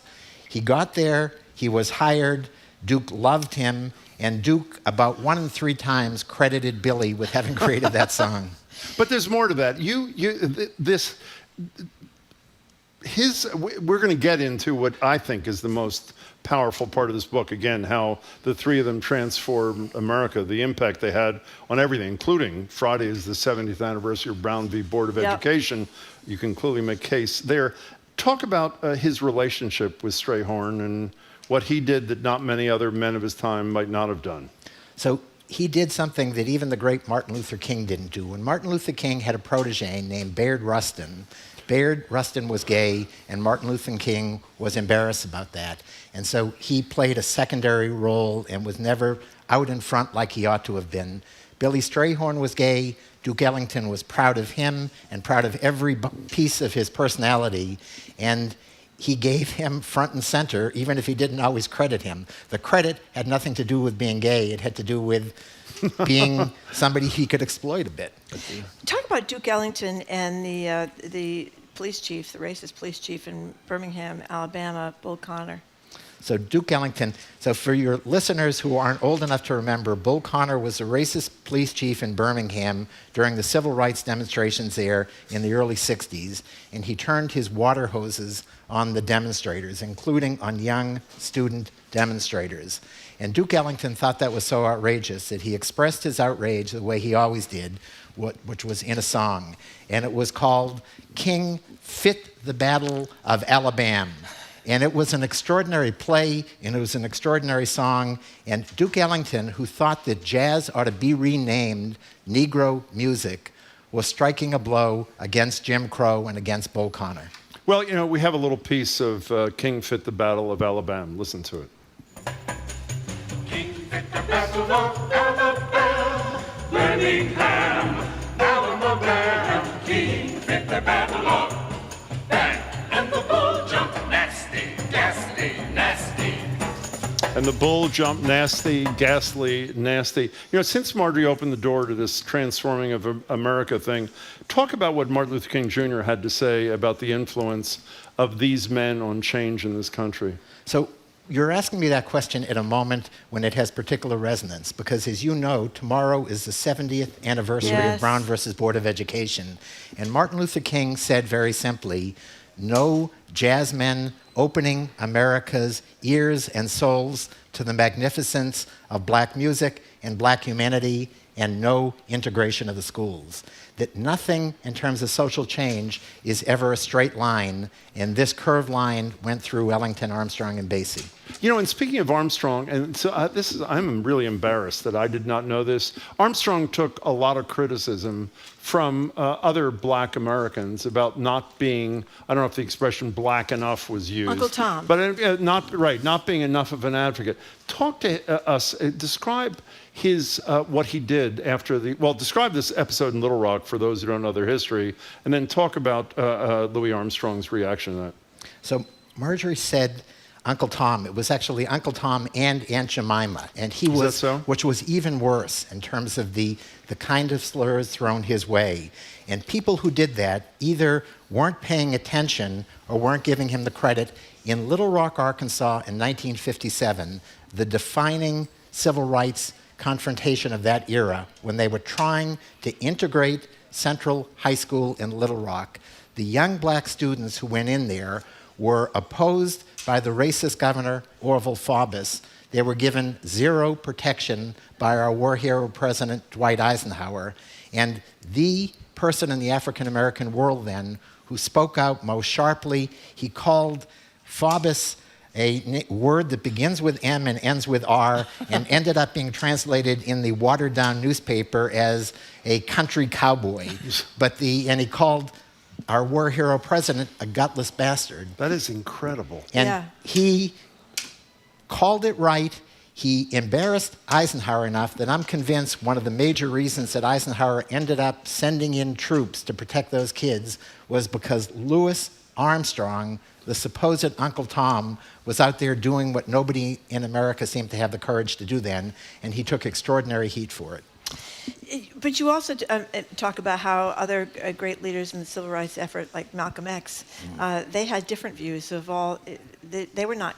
Malcolm X was not complaining that Armstrong was an Uncle Tom and Jemima. So they weren't Martin Luther King, Malcolm X, and maybe most impressively Jackie Robinson were all out there defending them, but they were smarter, and the average reporter like me was out there going along with. They were either criticizing him for being too much of an Uncle Tom or for being an unpatriotic American, and he couldn't seem to get it right in the minds of the press, but he ended up, most importantly, getting it right in the minds of the public, such that in the 50s and 60s, the two most recognizable symbols around the world of America were Mickey Mouse and Louis Armstrong. You know, let's add the third. I'm sorry. I think this is the Armstrong quote. I said, I wouldn't play no place I couldn't stay. So he said that, and as impressive as his saying that was, exactly 20 years before that, Count Basie said the same thing. Yeah. These are musicians who were the stars in Las Vegas casinos and yet could only get in through the kitchen. And it was their friends and relatives were banned. I want to talk about Las Vegas in a second, but first let's hear, I think, his first big hit. Maybe I'm wrong about that. Count Basie's 1 O'Clock Jump.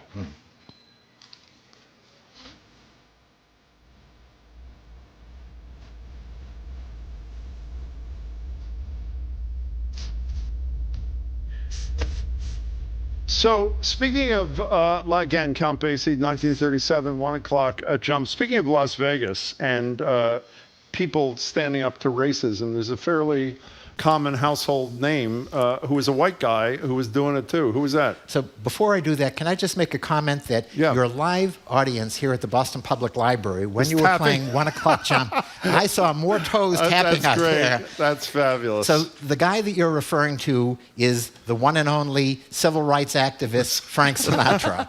And he not only stood up for Basie, he said, everybody knows that Frank had some nice connections in Las Vegas, and he said, anybody puts a finger on Count Basie, they deal with me and my bodyguards. Did this all come from just them, the three brilliant, miraculous musicians, and they're standing up to racism? Or what were the surrounding influences that caused them to be as courageous as they were?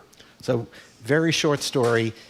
When Louis Armstrong grew up in Jim Crow, New Orleans, born to a mother who was 17 years old, born in a neighborhood that was so tough it was called the battlefield, he dealt every day with being told which water fountain he could use, which park he could go into.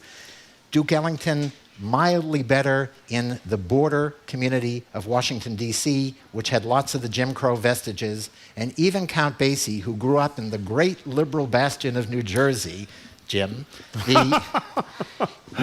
everywhere he went, he was told what he couldn't do. And when they got the power, they not only wanted to show that they could make great music and make a lot of money, but they could make a difference, and they did.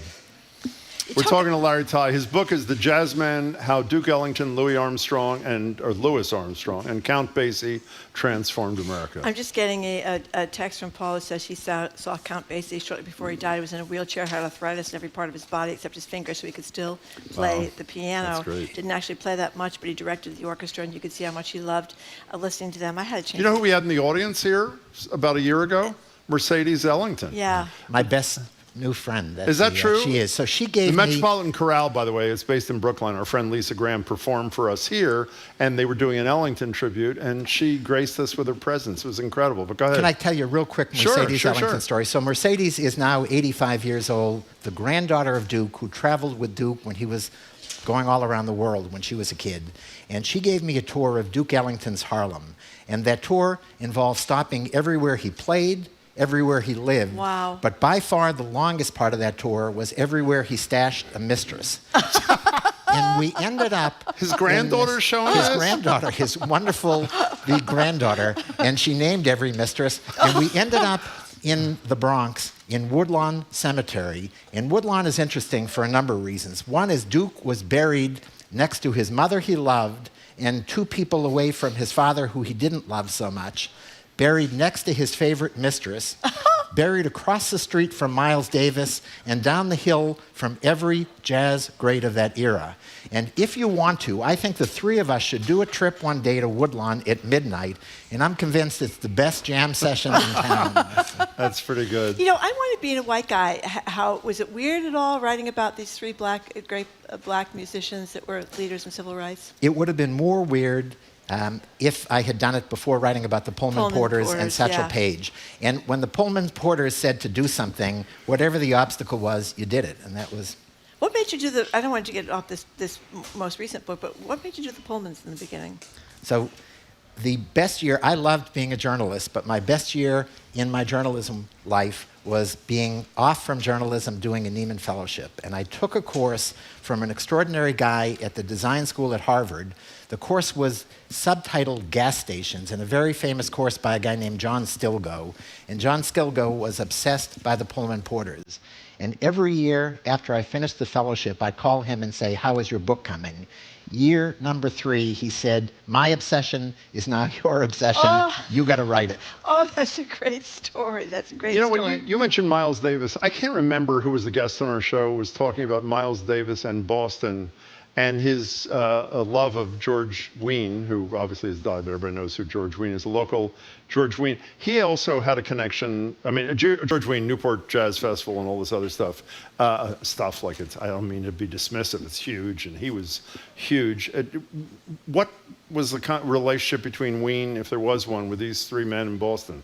So it was incredibly close. It was close because he ran a club in Boston, which was the best of the old jazz clubs, called Storyville. Yeah. And any time they came to town, they wanted to get the heck out of New York in a steamy, hot summer. They would come to Boston, and then they would head either to Cape Cod or to Old Orchard Beach. But George Wein also, I interviewed him near the end of his life.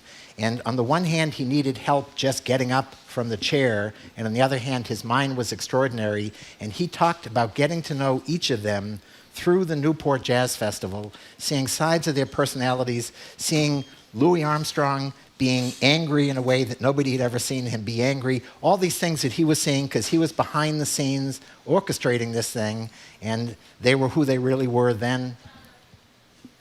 You know, you talk about, too, when we were talking earlier about Louis Armstrong being, people were calling, you know, Aunt Jemima and Uncle Tom and all that. But I wondered, when you were talking about this Going Places and the involvement in that play and this Pennies from Heaven, where he was criticized for racial caricatures, was that because that was what he could get at the time, or was it because he must have known what he was doing? He did know what he was doing. He wanted to unquestionably earn good dollars, but he also realized no matter what the role was, when he was getting more of a star's role in a movie than any black was allowed in that era, it was a breakthrough. Yeah. And he was willing to do things never to the point of demeaning himself, but to make white audiences feel more comfortable. So I'm convinced that all three of these guys, it wasn't through their participating in sit-ins, which they did. It was through the fact that just their magnificent music, white men who would never let a black cross their threshold, wooed their sweethearts with the music of Ellington and Armstrong.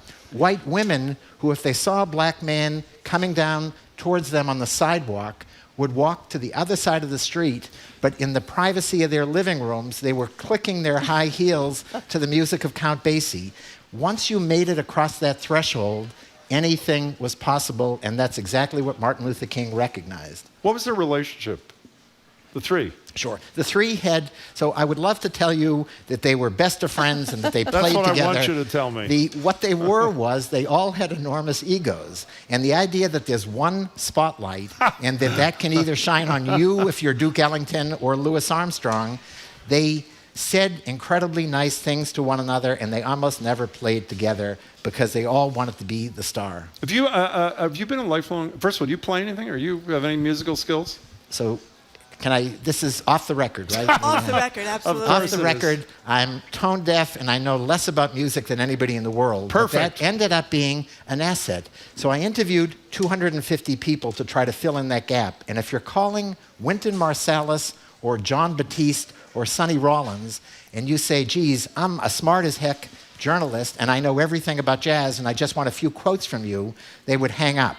If you call and say, I know nothing, but I want to get it right, will you educate me? They were giving me their cell phones, and just people were incredibly gracious. And it is Jim and Marjorie, you're both journalists, and you know that at the beginning of a day, you often know nothing about a topic. By the end of the day, you're going to be telling the world about. Well, at least Marjorie is. Now, before mile wide and inch deep, that's what we call it. But I'm curious, though, about the tone deafness. So when you hear, something like A-Train, what do you hear? Do you hear the beat, or do you hear? So when I say tone deaf, that is not in a literal sense. Oh, I can recognize the brilliance, and my toes do tap.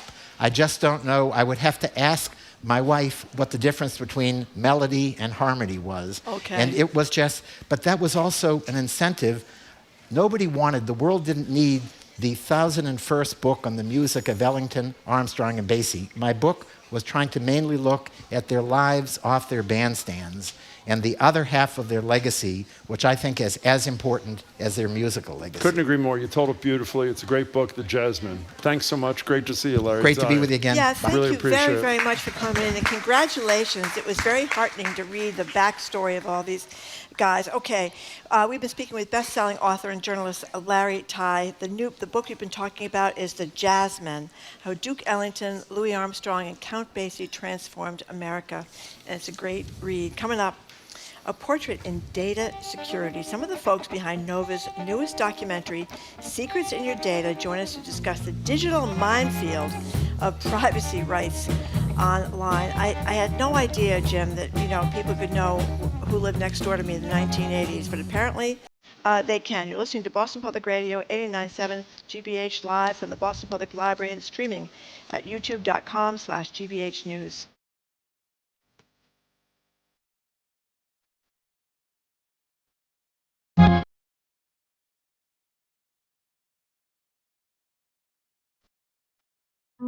Every day brings something new. New challenges, New triumphs, new wonders, new innovations, new stories. new experiences. I'm Jeremy Siegel. And I'm Paris Halstead. Join us each and every morning and we'll discover what's new together. Listen to GBH's Morning Edition, weekdays from 5 to 10, here on GBH 89.7 and streaming on the GBH app. Our programs are made possible thanks to you. And Comcast, offering Xfinity Internet, designed to provide a connection for home networks so everyone can be online at once, even during peak hours. More information at xfinity.com. And Polar Seltzer, family made in the heart of New England since 1882.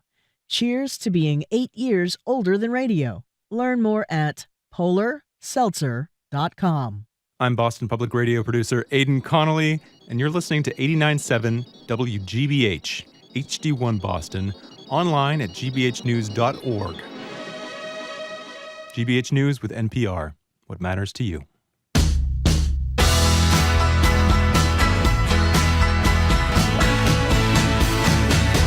Welcome back to Boston Public Radio. Jim Browdy and Mark Regan. We're live at the library, streaming at youtube.com/GBH News. We started the show with some breaking news that there was actually a debate scheduled between Trump and Biden for June 27th in Georgia.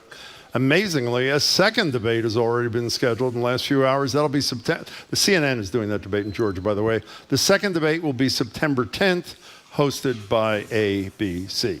So you might be the most protective of your bank and credit cards, for example, in person, but the moment you log onto the internet to buy something, you're sharing more personal data than you probably realize. In fact, after having watched that show, it seems you're sharing information by just breathing, frankly. Nova's latest terrific documentary, it's called Secrets in Your Data, airs tonight. It's hosted by Dr. Alok Patel, and it explores the privacy risks and potential benefits, for example, in medical areas, with the data that's being collected, and it discusses ways to protect yourself, too. He joins us now on Zoom with one of the people featured in the film. Eva Galperin is from the Electronic Frontier Foundation. She's the director of cybersecurity. Her work focuses on securing the world's most vulnerable populations online. Secrets in Your Data premieres tonight at 9 on GBH2 and PBS, also available for streaming online via the PBS video app. Alok and Eva, it's wonderful to have you. Thanks so much for joining us. Yeah, thank you very much for being here.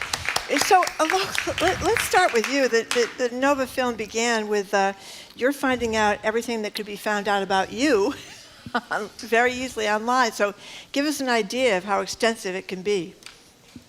Well, foremost, I have to say thanks for having us. And I really wish I was there in person because I love your studio, love the library. Just have to give you that shout out. So do we. It's great. Thank you. It's beautiful here. Rain check. But this film really is a personal exploration that I take about what exactly does data mean? Because anytime you use social media, go on the internet, or download apps, which I download apps and I scroll all the way to the bottom and say accept and continue because I want the app. We're giving up some of our data. Now, what exactly is our data? Does our data look like? Who potentially could want it? Why do they want it? What are they going to do with it? And where exactly is the fine balance between convenience in our daily lives that we get by sharing some data, whether it is a ride-sharing app or buying groceries or using GPS or whatever it may be, versus protecting our privacy? And what's really cool about this film is it's completely organic. I don't know anything about data, as Eva will tell you. And so I'm discovering alongside the viewer. So it has that relatable, punchy, entertaining vibe, but also gives our viewers a really good sense of what their data means and what they can do about it. Alok, I hope you don't take this the wrong way, but I said to Marjorie after I viewed it, I texted her last night, this should be called Data and You for Dummies. I have to say, we understand nothing about this issue, and I came away from this actually feeling wildly well informed. Eva, can you explain to us a term that I'm assuming the vast majority of listeners have no conception of, even though they've seen it? What are cookies and what do they mean in my life? Well, a cookie, unfortunately, is not a sweet treat. A cookie is a small file that is left on your computer by a website via your browser when you visit it. And one of the things that it can do is it can tell the website other sites that you have been to, and also whether or not you have been to the site before. These are known as tracking cookies. And if somebody visits your website and your browser accepts a cookie, and then you go back to the website, they can get all kinds of information about where you have been and what you have been doing, and that can be extremely revealing. So we're going to talk in a few minutes to both of you about how to protect ourselves. Why do dopes like me say I accept cookies? Why do we just passively do this, Eva? Well, to begin with, you're not a dope.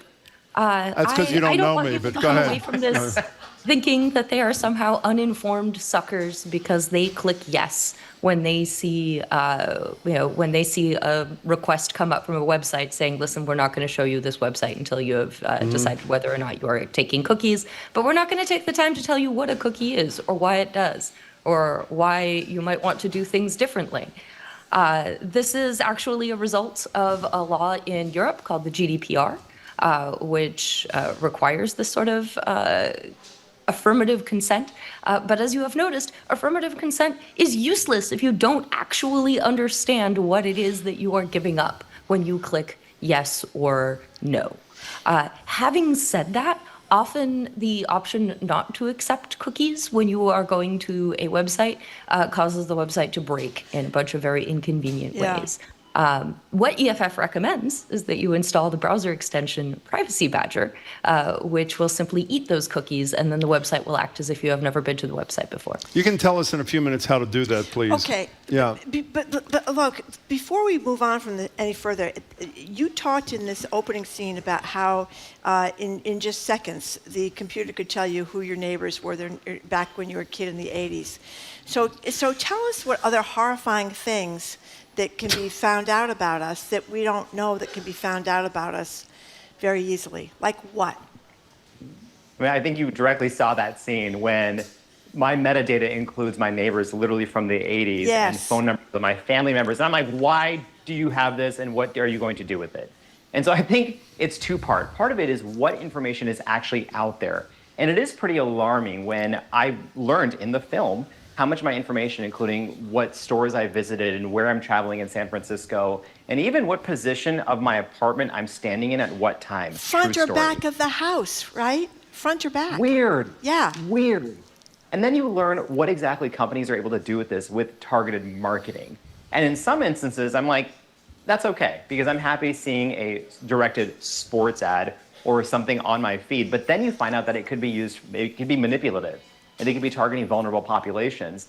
And I look at this from two lenses. I look at this as a physician and what this means for medical populations and how this could be used to manipulate people into going after certain treatments or drugs. And then also I look at my daughter. She's 3 years old. I don't want her information out there. And so this is really looking at what are the players going to do when they have this data? And I think that's part of the important things. It's about empowerment and giving people all the tools and the information, and then giving them the control to decide how much they want to dial up or dial down their privacy. So since you are a physician, how much can people know about our medical situation by just being clever about looking for it?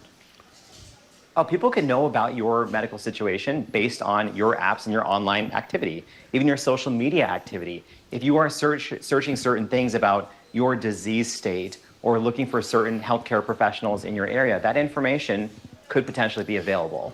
And obviously, from a healthcare standpoint, anytime that we have security breaches or even potential ones in the hospital, that's a huge issue as well. You know, Eva talked to me about two-factor authentication and ways we can protect our email, our cell phones, and I potentially have private patient information on my email that some nefarious player out there may want to access. So it's really important that we understand not only what data is out there, but we know how to protect our data across all platforms, all occupations.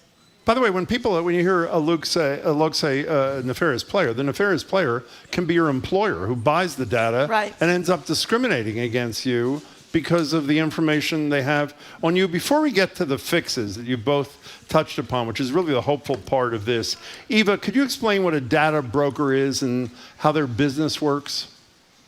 Sure. So, data brokers are bad. Thank you. Done.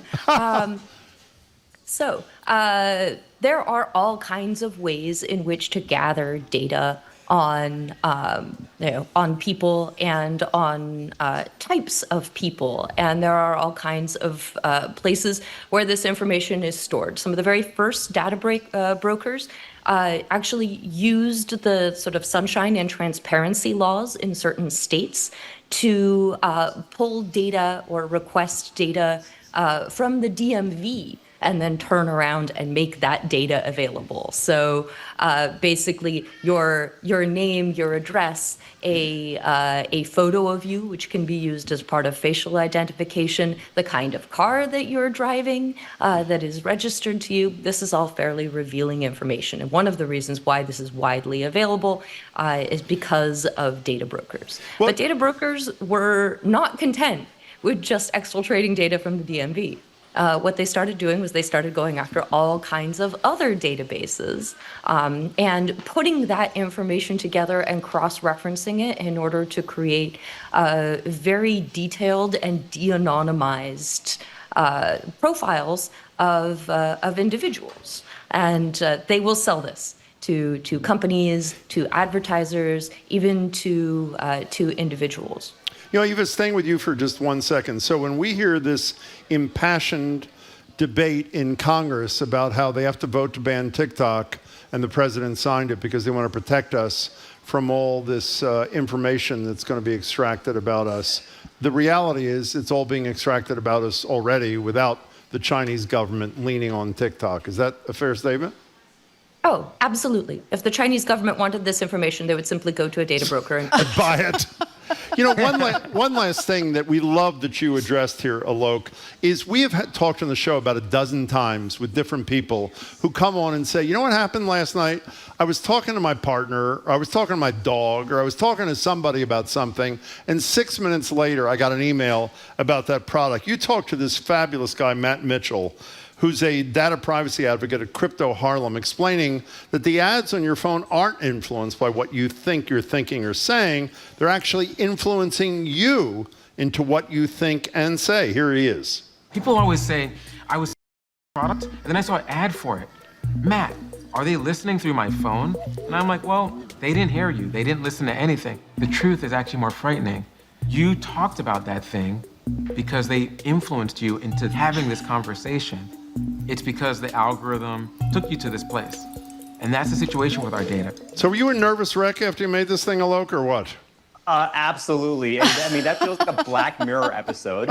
And there is a cool turning point in the film that people will see when I'm like, I'm going to just throw away all my devices. That's and great. I'm going to cover my body in tinfoil and go in a cave. And I think the important balance here is exactly what Matt said, that we really need to understand how our thoughts, actions, our purchasing behavior might be influenced by data. But then on the flip side, which I hope our viewers also really understand, is there's a lot of innovation. And there are potential roads we can go on towards bettering our lives if we use pieces of data. And we explore the concept of smash data, meaning you take some small bits and pieces of data without maybe identifying information, and we collectively can make advances. And one example we talk about is with COVID treatment. If we were to get small, de-identified pieces of someone's X-ray findings, for example, put all that together, you could get a really quick, instantaneous look at a population without compromising anyone's identity. So definitely a balance between me being like, I'm throwing away all my gadgets versus embracing small bits of data. We're talking to Dr. Alok Patel from the Department of Pediatrics at Stanford's Children's Health, and Eva Galperin is featured in the film from Nova. She's from the Electronic Frontier Foundation. So let's talk about something we can do about this. Eva, you mentioned these privacy badger. Is that something that we can figure out ourselves? Indeed. Privacy Badger is a browser extension. You can download it at any app store. And what it does is this is a browser extension developed by the Electronic Frontier Foundation that very specifically waits for the site to try to drop cookies on your onto your computer or your device, and then simply deletes them. And this means that when you go back to the site that you were going to, it does not have all kinds of information about where else you have been going or that you have been there before. Okay, but you get the advantage of having the cookies so the site doesn't get screwed up in the middle, as you said before. You'll have the advantage of using the cookies while you're on it. It will just disappear later. Okay. Yes. It's Eva, great. when can you come to Marjorie or my house in the next couple of weeks? Are you? Apparently, no time. Eva, staying with you 1 minute. You did this thing, well, actually with Alok, around dice and stuff, around the thing that I think freaks people out the most is what kind of passwords should I have? People know, I think all of us know, it should not be 1234 or password 1234. What's the way to have the strongest, most secure passwords without being an expert like you two? Well, there are a couple of things that you need to keep in mind. Your password needs to be unique, which is to say that you should not be reusing your passwords across accounts. It needs to have high entropy, which means that it needs to be long.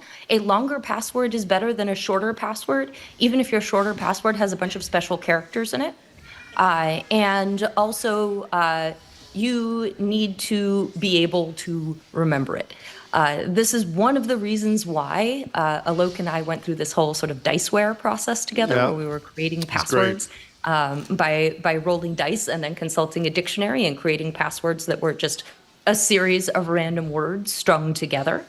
But another way in which you can do this without needing to have a dictionary or a set of dice every time you need a new password is simply by using a class of apps called password managers. So what a password manager does is it will produce this password automatically for all of your logins, and then you just store all of that on your device. And that is locked down, again, with a single password, and that password needs to be particularly strong.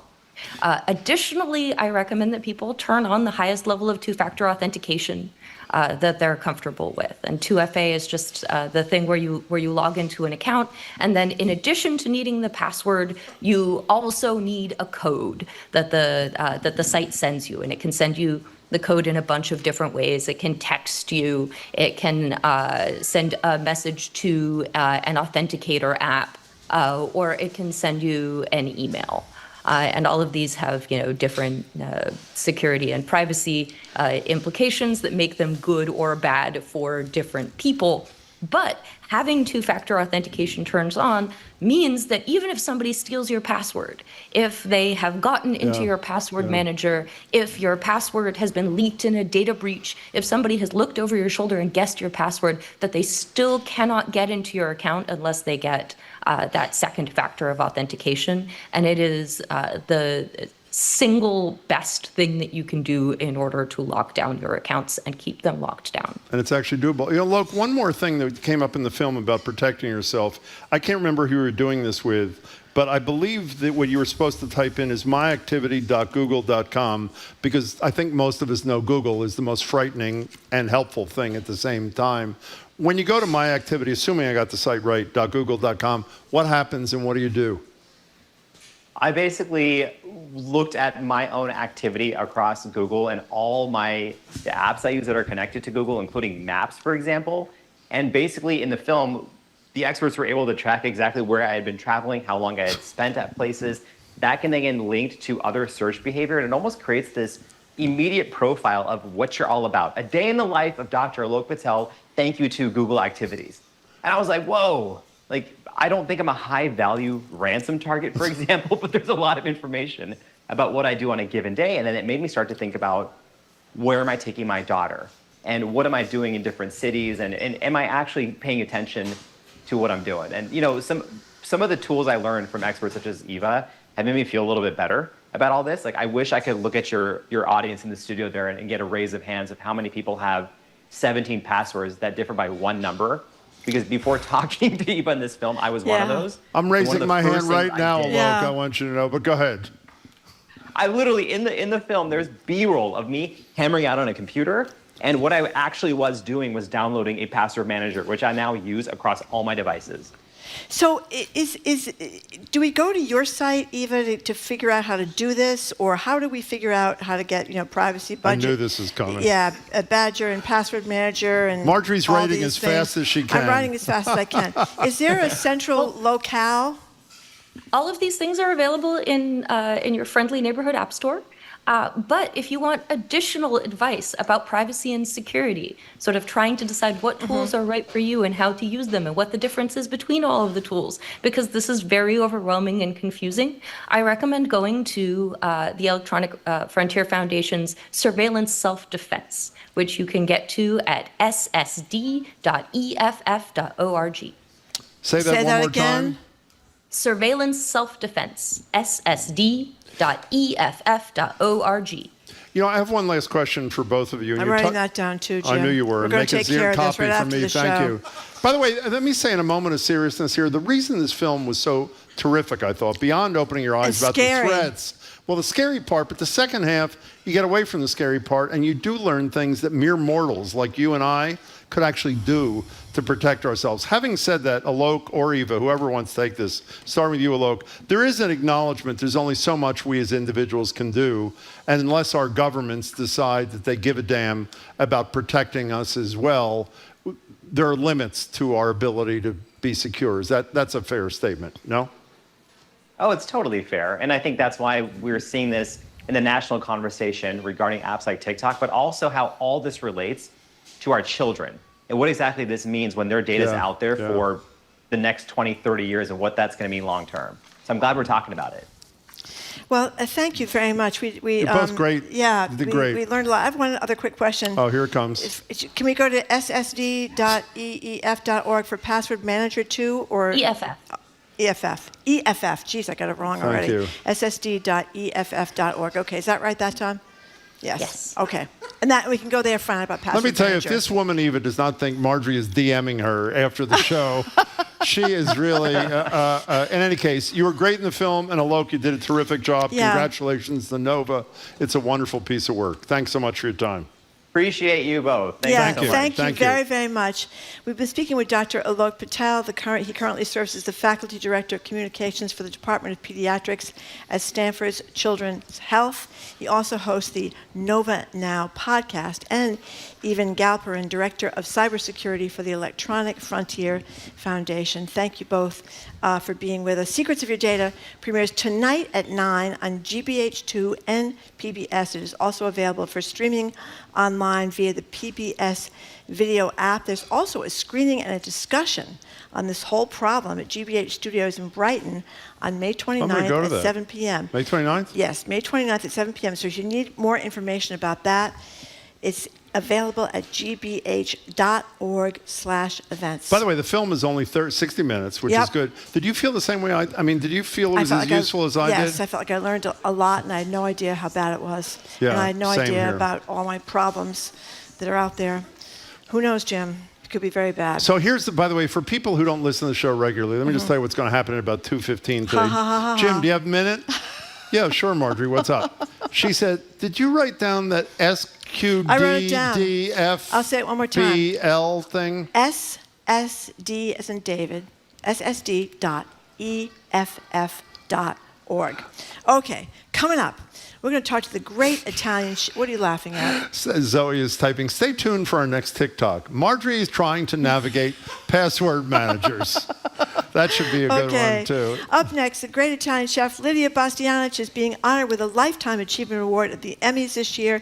She zooms in to discuss her storied career in public media and explain to us the cultural weight of the big Sunday dinner. You're listening to Boston Public Radio 89.7. Jared Bowen coming up on The Culture Show, Miranda July. The artist and filmmaker has always enjoyed challenging convention. Now she's written a novel that takes a breathtaking look at middle-aged sex, crisis, and transformation. And Joyce Kulhaywick is here to preview the big event for local theater, the Elliott Norton Awards Ceremony. That's on The Culture Show today at 2 on 89.7 GBH.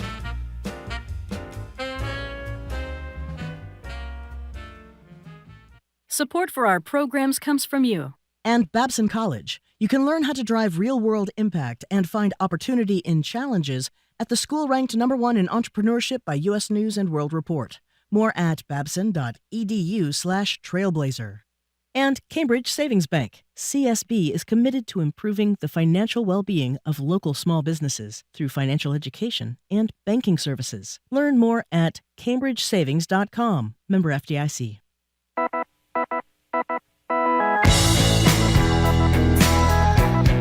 Welcome back to Boston Public Radio. Jim Browdy and Marge Regan. We're live at the library, streaming at youtube.com/GBH News. On June 7th, the great chef, restaurateur, television star, cookbook author, Lidia Bastianich will be honored with the Daytime Emmys Lifetime Achievement Award. Here's a clip of Lydia's first PBS television appearance back in 1993 with a woman you've probably heard of, Julia Child. Lydia's kitchen was filled with the aromas of all this great food. A real Italian family meal right here in the US of A. Everyone gathered around the dinner table having a good time. And we're not naive enough to think that all of a sudden all problems disappear, but they got to know each other, and obviously that caused chaos to be reduced and agreement to accentuate. That is the magical power of food and drink in the most difficult of circumstances, is it not? Absolutely. Food is the ultimate connector, it is transporter of emotions, of feelings. You know, when you sit down and eat, we are almost on an animal level that we are eating, we are taking in, we are not resisting because we need food to survive. You know, if you said to somebody, let's talk, let's discuss the Ukrainian situation, everybody tenses up. But if you're at the table, you're eating, you know, you're relaxing, you're taking in this nourishment, then you're taking in the conversation as well on a much kind of acceptable manner. And that goes for families, for children, for diplomats, for everybody. Why do you think there is, you know, business lunches, dinners, proposals, all done around the table? Because we are open to listening. Our heart in a way is open. We are not resisting to what's coming at us. We're talking to Lidia Bastianich. She's getting a big award in June, the Lifetime Daytime Emmys Lifetime Achievement. You know, we've talked to you before, Lidia, but for people who don't know, you have a fascinating life story. And one of the things I thought it was so incredible about your life story is growing up in Italy, but being your part of Italy being absorbed by Yugoslavia after the war and what that meant for your family. So tell us a little bit about that.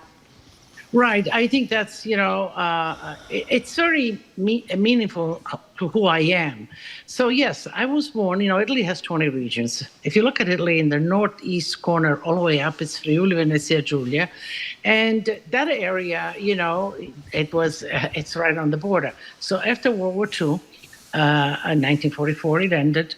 There was, you know, Italy lost, was on the losing side. What is going to be given to the victors? And at that point, the country next to it was Yugoslavia with Marshal Tito, communism setting in. And the border went down to Trieste, and Istria, the little peninsula that I was born, was given to communist Yugoslavia. So I was raised. It is. It was in Astoria, and it was the Walkens family, and Christopher Walken was one of the three boys. And I was going to school, but, you know, they gave me a job for Friday night, Saturday, and Sunday, and I would go there. And he was still there. They made him work. So he would deliver the wedding cakes. And also one of his chores was to stuff the jelly donuts with jelly. Was he any good at it or no? He was good. He was good. Forget how good he was. Friends. We want to know how cute he was. Cute, all three of them. The three brothers were all cute. And we became friends, really friends. I stayed with them for a few years, my high school into my college. My mother then took over. So the family remained, and I am still friends with Christopher Walken. His brother the other brother, one lives in California, one in Florida, but he lives in Connecticut, and we're still friends. So Lidia Bastianich, 50 years plus in the business, 25 years, give or take a little, on public television. Let's do the 25-year thing. Describe what you think are the major changes in your business, and tell us if you're comfortable with those changes. Well, you know, I've been 25 years on public television, but 50 years in the restaurant business. I opened my first restaurant in 1971. So things have changed. When I began, and I was cooking Italian food because that's what I knew. This strange Italian food I encountered was Italian-American food. Now, that wasn't the food that we ate in Italy. So I had to kind of come to terms and understand what is this food. And all these people were asking whether it was chicken parmigiana, the big mounds of spaghetti and meatball. These were not things that we had. And I had to understand, and I did. It was it still is a great cuisine, a valiant cuisine, representing the immigrants that came before me. Now, the first big influx of Italian immigrants was at the end of the 1800s. So here they are. They come to America.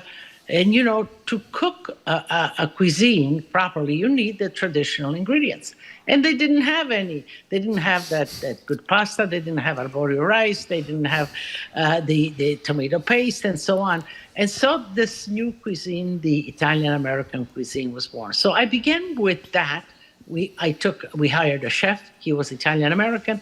And I learned with him the Italian-American cuisine. And then slowly, after 10 years, we opened for Lidia, and I became the chef. I said, okay, I'm going to cook the regional Italian food, the foods that you find in the regions of Italy, because people that travel to Italy realize that there's different food. Now it's coming closer and closer, but then it was quite a difference. And that's, I think, what put me on the map as this young Italian chef, woman, cooking this strange Italian food. And so for me, it has been an evolution. And I think I was also part of that kind of evolution of bringing the regional Italian cuisine here.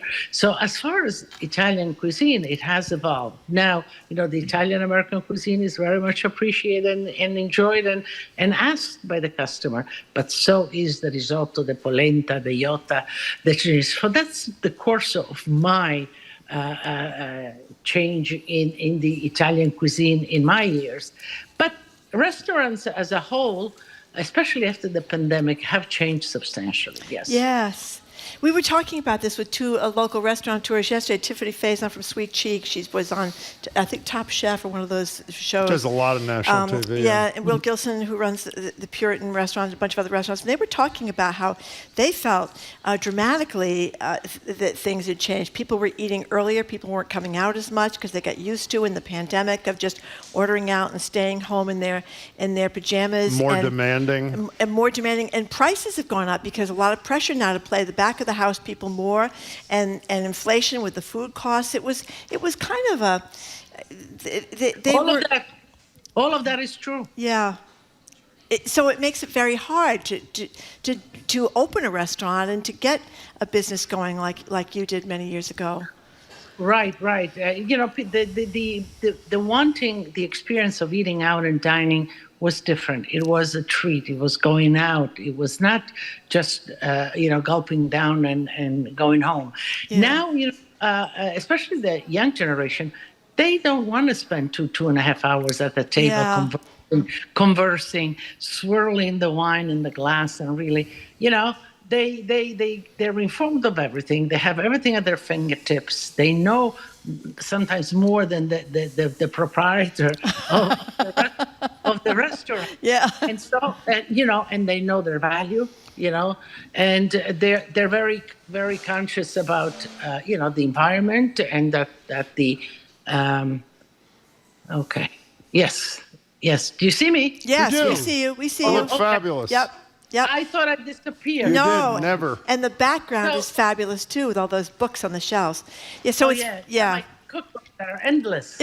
So Lidia, I have one last question for you. It's almost like a mythical story, is that when you did the thing, when James Beard and Julia Child come in, and then you're invited on TV, and then they say, well, maybe you should do your own show. One of your, I don't know if demands is the right word, one of your demands was, I'm not doing it in a studio, I'm doing it in my own kitchen. How critical a move do you think that was for you? I think I had two things. The first thing was I wanted to be on PBS because, I watch PBS, and I think it's a platform that teaches people. It's, deems its viewers intelligent. And so I said, of course, Julia Child was on it. So I said, I want to be on PBS, but secondly, I want to do it in my house. And the reason there is because I was not familiar with studios, with cameras, with all of that. I figured if I am in my own home and I know where the pots and pans, I know the fires, I know everything, I'm going to be more comfortable. And it sure worked out that way. I should say so, yeah. Yeah, and people love being in my home. Well, we love being in your home, and we want to reiterate huge congratulations for this award. No one deserves it more. Lidia Bastianich, it's great to see you as always. Thanks so much. Much appreciated. Yes, thank you very much. And congratulations to you, Lidia. She's really Wonderful something. to speak with you. Thank you. You've been Grazie. Grazie. Yes, we have the prego, I should say, right? I Nicely guess. done there, Marjorie. Okay. Yeah, I've got extensive You were Italian good. vocabulary. That was good. Very impressive. We've been speaking with Lidia Bastianich. She's a chef, public TV host, and as of June 7th, that is, recipient of the Daytime Emmys Lifetime Achievement Award. Her website is lidiasitaly.com. That's LIDIAS, lidiasitaly.com. And you can catch Lidia's Kitchen on GBH2, GBH44, and on YouTube. Up next, Jim is going to allow me, he wasn't really keen on this, but I talked him into it, to open the phone and text lines. Not much to talk about my mandevilla flowers on my back porch. It's whether, now that spring has sprung here, is planting your mandevillas or pansies or impatiens, whatever you plant, or just nurturing your indoor plants. Is there a point where it's gone from a fun hobby, getting your hands in the soil, and it becomes a time-sucking obsession? That's what we're going to talk about. Your relationship with the plants in your life. You're listening to Boston Public Radio, 89.7 GBH, live from the Boston Public Library and streaming at youtube.com/GBH News.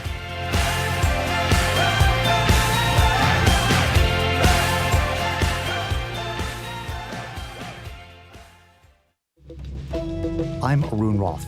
Coming up on GBH's All Things Considered, tenants are protesting the high cost of rent and calling for action from Beacon Hill leaders.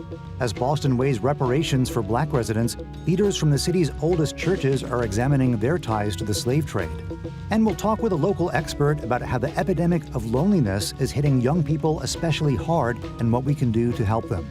Those stories and all the day's news starting at 4 on GBH's All Things Considered. Support for GBH comes from you. And Rogers Fish Company, founded by Roger Berkowitz. You can welcome spring with New England seafood dishes, including double clam chowder, crab cakes, lobster, and fish delivered to your doorstep.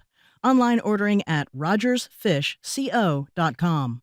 And S&H Construction, committed to using craftsmanship and technical experience to build spaces that work, and professional management to guide you through the process.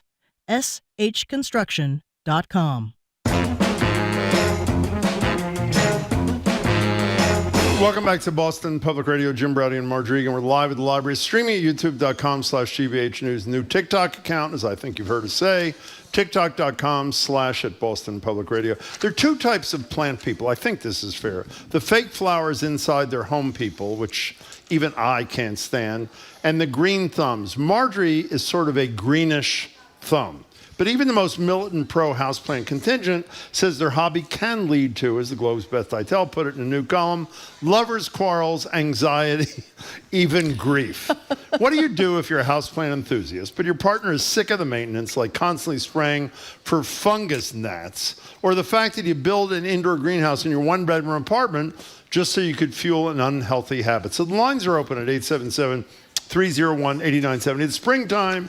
I think it's planting season. We'll expand this to you gardeners too. Is your hobby becoming an obsession? More importantly, how do you stage an intervention for that friend or partner who always says, sorry, I can't go out tonight, I've got to water my plants, and really means it? 877-301-8970. Of course, Marjorie already is going to make this all about her how do you say it? Mandevillas, whatever they are. Yeah. 877-301-8970. What are they exactly? They're tropical plants. What do they look like? You can get them in the springtime, and you can try to keep them all year if you can, but I can't. I'm not that good.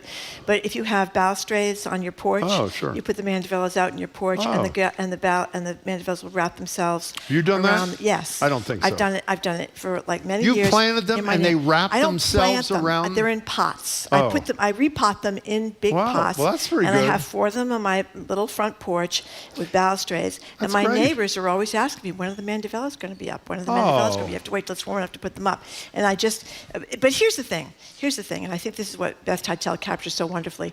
You may get a jade plant, because jade plants are pretty easy, or a philodendron, and a philodendron is pretty easy, and you can grow it, and it's nice. And then you end up getting a 3rd plant in the house. Before you know it, you have like 15 plants in the house or 20 plants in the house, and you get very involved with them. Some of the people in the story call their plants their babies. And when the plants aren't doing well, you get really concerned about how to take care of them and how to fix them. And like, say somebody gave you a plant, like maybe your boyfriend or your girlfriend or your mother or something, and someone you love very much, and they gave you the plant, and the plant starts to die. Do you know I have a fan gave me a plant in the newsroom, unnamed. That's right. And I have to go up once a week all the way to the newsroom, where I don't even have a desk anymore. Yeah. And I have to go up and water the damn thing. That's right. And what I can't do, can you stick your finger in the dirt and know if it needs water? Yes, but you I have can't do that. But you have to make sure it's a plant you don't need to overwater. I have an app on my phone that tells me all these things, Jim. What? But the question I Wait, do. it tells you whether your plant needs It watering? gives a lot of information about it. You take a picture of the plant, and then it tells you everything to do with the plant. As a matter of fact, I took a picture of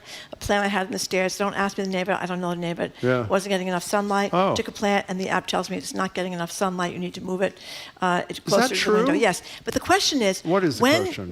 when do you cross the line between, isn't this lovely, my beautiful backyard plant, my mandevillas, my flowers you may have planted, your pansies and patience, whatever you plant, and when does it start to take over your life, Jim, where you are trapped by all your plants and you become a helicopter plant parent? I want to be a plant person, by the way, but it causes great anxiety in me. It does cause great anxiety. Some people shouldn't do it. And then they have to decide, do they want plants that are like dogs, that need a lot of care and treatment How do and you love? remember or to do they water want a plants plant? like cats? I'm very good about watering. How do you? Because it's you not can tell. you. It's not who you are. It is. I'm very good about. I have a lot of plants in my house. You do? And then you get plants that kind of have seen better days. Yeah. They're getting old. You can have a plant for like 10 years, 20 years, 30 years, and you don't want to get rid of it because it's been with you your whole life. And you feel terrible about getting. Some people leave their plants to their relatives in their wills. Jim, did you know that? No, that's made up. Yeah, Can no, I tell you it's in the story. I don't Beth care if it's in the Titel, she story or wrote the not. Boston Globe. You know, one of our coworkers just asked the question: didn't a plant fall on your car?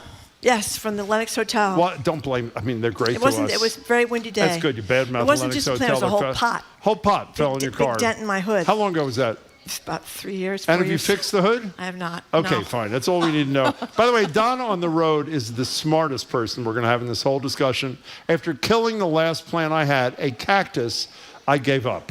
By the way, you can't even kill a cactus. Can you kill a cactus? Absolutely. Do you have to water a cactus? You don't water it very much because it's a cactus. A lot of people have Christmas cactuses. The problem with the Christmas cactuses, I have too, is that sometimes they don't make it to Christmas. They bloom at Halloween. Well, then they're not a Christmas cactus. They bloom at Halloween, and it kind of bums you out a little bit. But anyway, let's take some calls here. Dan in Dorchester. What do you think, Dan? What's up, Dan? So I have a huge amount of plants. Yeah. I got 20-something bonsai trees, all kinds of house plants. I have a backyard that's gardens and everything. It drives my wife crazy. But for me, it's so relaxing. It takes me about 2 or 3 hours to water everything. I do Wait. It takes you 2 or 3 hours to water the damn It's a plants? long process. Yeah, right. It takes an hour just to water all 23 bonsai trees. That is ridiculous. And what is the joy in that exactly? Just getting my hands dirty and, seeing beautiful plants. And I feel like plants just bring, happiness to life. Okay, Dan. Wow, that is beautiful, Dan, you're actually. a man after That my is own beautiful. heart. Do you like one of the things? I was just up at a nursery in Winchester, Mahoney's up the other day. I very was nice. buying some mandevillas, actually. And I could have stayed in that nursery for hours. How Wow. do you feel about going into big nurseries, Dan, full of flowers and plants? If I go in with my wife, she holds my hand the entire time. And if I look at anything, I'm going to smack. Thank you. Dan, that's a... Oh, look at I that. definitely got a problem with plants. Yeah, Dan, we got to let you go. It's a great call, but it's a horrible connection. Thank you for calling. Well, that was the beautiful. ultimate thing is to have a greenhouse in your house. Imagine having a greenhouse Yeah, in you your got house. bugs in your pants or something. You Don't you get bugs? You have to worry about bugs. Well, You do that's have to be a problem, on isn't top it? of things with the bugs too. You have to get a little bug spray and neem. I use that N-E-E-M. What is neem? Well, tragically, my mandevillas were infested by bugs, no. but I had the little neem things. You sprayed them? I applied it very carefully. Sure you Spray did. them. I To each applied very leaf? carefully, and I How'd got that rid of go? them. Oh my God! John from Providence is on the phone with some mandevillas gardening tips. Thank that's you, John. great. I can't wait for that. Go ahead, John. Go ahead, John. Hi, Take as much time on the mandevillas as you choose. I'm going to go get a sandwich. Go ahead. Well, I had always been a vegetable gardener. Sure. And I became a widower 6 years ago. Sorry. And have since started a relationship with a woman who was also widowed 6 years ago. Oh. Lovely. She introduced me to and she introduced me to flowers. Wow. So yesterday, Yeah. I put in mandevillas, which she convinced me to try last year. Okay. And I was so excited to get the red ones and put them in yesterday. Yeah. And it's just they climb beautifully. And what I figured out is you get these things all twisted, as I did last year. I didn't know what I was doing.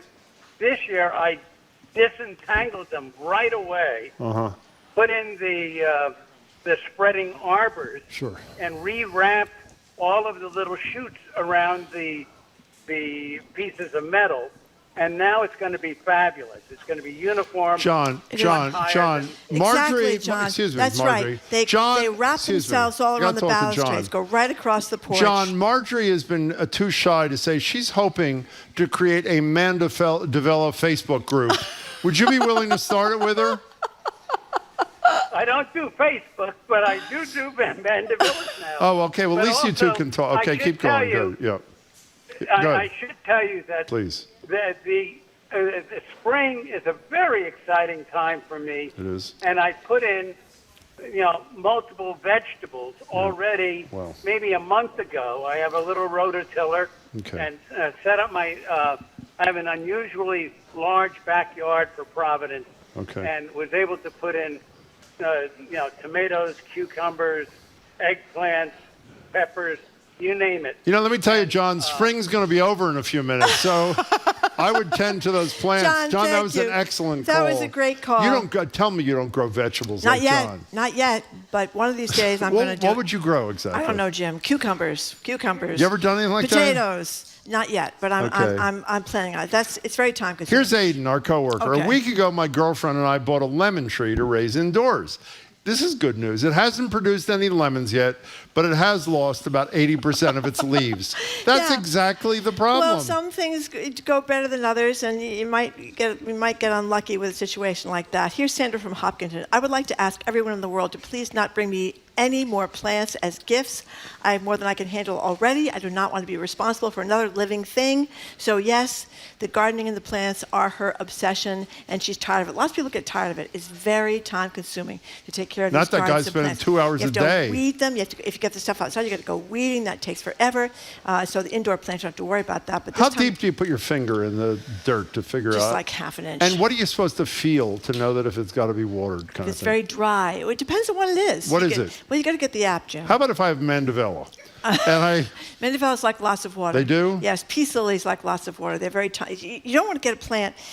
There's snake plants. You don't do anything with No, those. what do Snake they plants, do? they can survive I've anything. never even heard of that. What They're is kind it? of a masculine-looking plant. I think a lot of men have snake plants. What does 'cause that mean? They look like a man would have them. You don't need to. What does that mean? They're. I don't know. I've just seen a lot of men with snake plants. What do you mean? Like in they're their apartment. rude and loud? They're rude and what? loud. Okay, now That's I right. They understand. remind me of you, Okay. Jim. That's why Thank I you. I think appreciate it. men plants. Okay, let's go to Alyssa in Weymouth. What do you think, Alyssa? Alyssa, what's up? Hi. I was just calling to say I love plants. Yes. I have a lot of indoor plants. I have a big garden outside, flowers and vegetables. The time that I have the most trouble is the fall, because in the spring I'm excited and I throw all my free time into planting, and it feels so good because it's springtime. Sure. And then in summer, I'm a teacher, so in summer I have more time and I take care of everything and we're eating the vegetables and it feels really great. And then fall comes around and it's so much to do in a vegetable garden in the fall. That's and I'm right. so busy at work. That's and right. And it's like soccer games This and is it's sad. so much. And that's when it's too much. And it's Well, also that's really a sad because sad everything is story. dying, right? Yeah. You know what? One of the things, Alyssa, though, the only good thing about climate change is Yeah. that the plants that will live longer into the fall. They'll live till Oh. September and October. But then you're right. It's The it's planet is overwhelming. going to burn to a crisp, but your plants will last a little longer. Okay, so that's now, enough thing. Beth Titel Alyssa, thank you for sharing that with talks us. about this person called Wesley Pierre, technically is the he? founder of Westleaf Designs and Decor, but actually a plant therapist. Oh, really? Or a therapist for people Plant with plants. therapist. Because plants can gimmick. make people get emotional. They get very upset.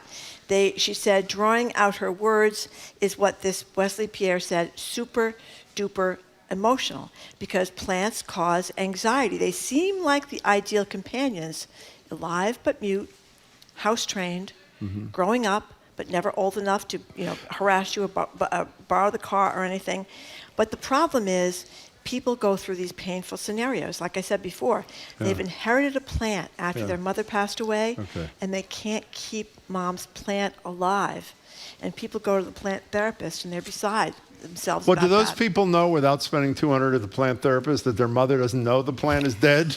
Do they realize that? Well, they By the feel way, like they're losing mom okay, yet again. I mean, get over it. is Get a the- new is plant. the- Okay, now let me just say here, I knew I didn't know it was called that, a snake plant. Yeah. Jamie just sent us a picture of It's Zoe or masculine. somebody. There's nothing. What is masculine? It's by the way, we don't have a photo of it, unfortunately. We have a photo. You don't. It's like a little. It's like a thing with a yellow bunch of sides green- and like a green things thing together. and It's because they don't need any care. If So what does that got to do with masculine? Because a lot of men have snake plants because they don't need any care. Name one man. But first of all, My dear Dennis. friend Tony Dennis has have snake plants snake in his plants. house. He does. Who's Dennis? Dentist. Oh, Like when you dentists go have a snakes. cavity filled. Yeah. Okay.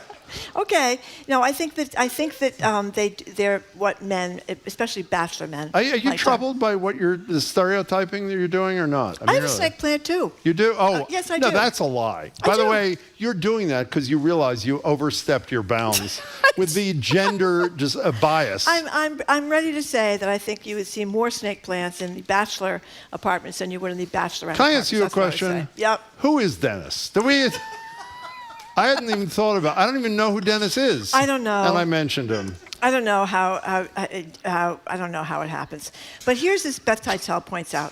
You start with a single. I have a plant. I should say this is not Yep. one side. I have a plant in the newsroom. It was given to me, and I water it whenever I can in the Okay. newsroom. Even though I don't have a desk. Go ahead. in the Here's what newsroom. happens. Good. The house plant collection can pick up momentum that goes undetected. What does that mean? Until it's too late. Oh, I'm going to tell you. Okay. You start with a single philodendron. Yeah. It can grow quickly. I know Those are what they very are, hardy actually. I know plants. what they are. And then you They're say, men's hey, plants. I'm doing pretty well with the philodendron. Yeah. So then you get a fiddly fig that takes up residence on a sill. Okay. And then a monstera plant moves into a side table. And then you get a fern. And then suddenly you're buying more and more plants, or you're getting cuttings That's from other amazing. places to grow your own Oh, my plants. gosh. And then it starts to take over your life, and you are in. The story has taken over my life. Let me tell you right now. So is the key, let me ask you a question, because I looked them up and they look pretty. Yep. Mandevillas. They're very pretty. Is this something They're that beautiful. by the way, I am a man, Yep. despite what Yep. some think. I am a man. Could I raise the right verb? Yes, you could. Grow. You Could I, you have to make sure they without don't get killing too them? cold. How do I do that Well, you don't if want it it to gets go. cold? Well, you don't want it to go below 50 degrees at Well, night. what do I do if it does? You have to go out with a blanket. No, what do you?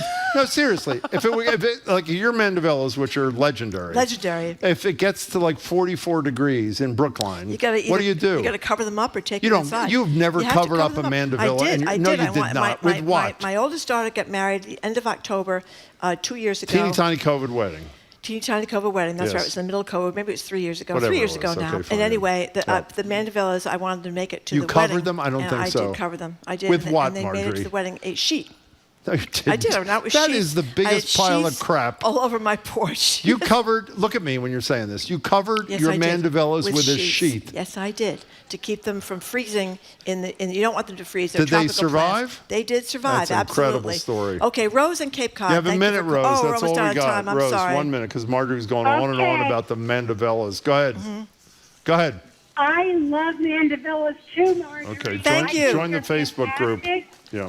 They are so easy to grow and bloom as long as you keep them warm and in the sun. That's right. By the way, Jim, they make something called frost cloth that Yeah. gardeners use to put over their plants so that they don't freeze. Why are you telling me, Rose? She's the one that used the sheet. Talk to her. Well, the sheet worked. What's it called again, Rose? Well, it's called frost cloth. Frost cloth. Oh, cloth. Yeah. What? Yes. And Marjorie is right that snake plants are very masculine. Absolutely. Thank you, Rose. I was taking So a lot of wait, grief here. Rose, don't go. What's a feminine plant if that's a masculine Mandevilla. plant? What is a feminine plant? Ferns. Ferns. Mandevillas. Yeah. Pergolas. This is BS, this whole thing. Yeah. Okay. Yeah. Rose, that was an excellent call. Thank you for making it. You know, I have some.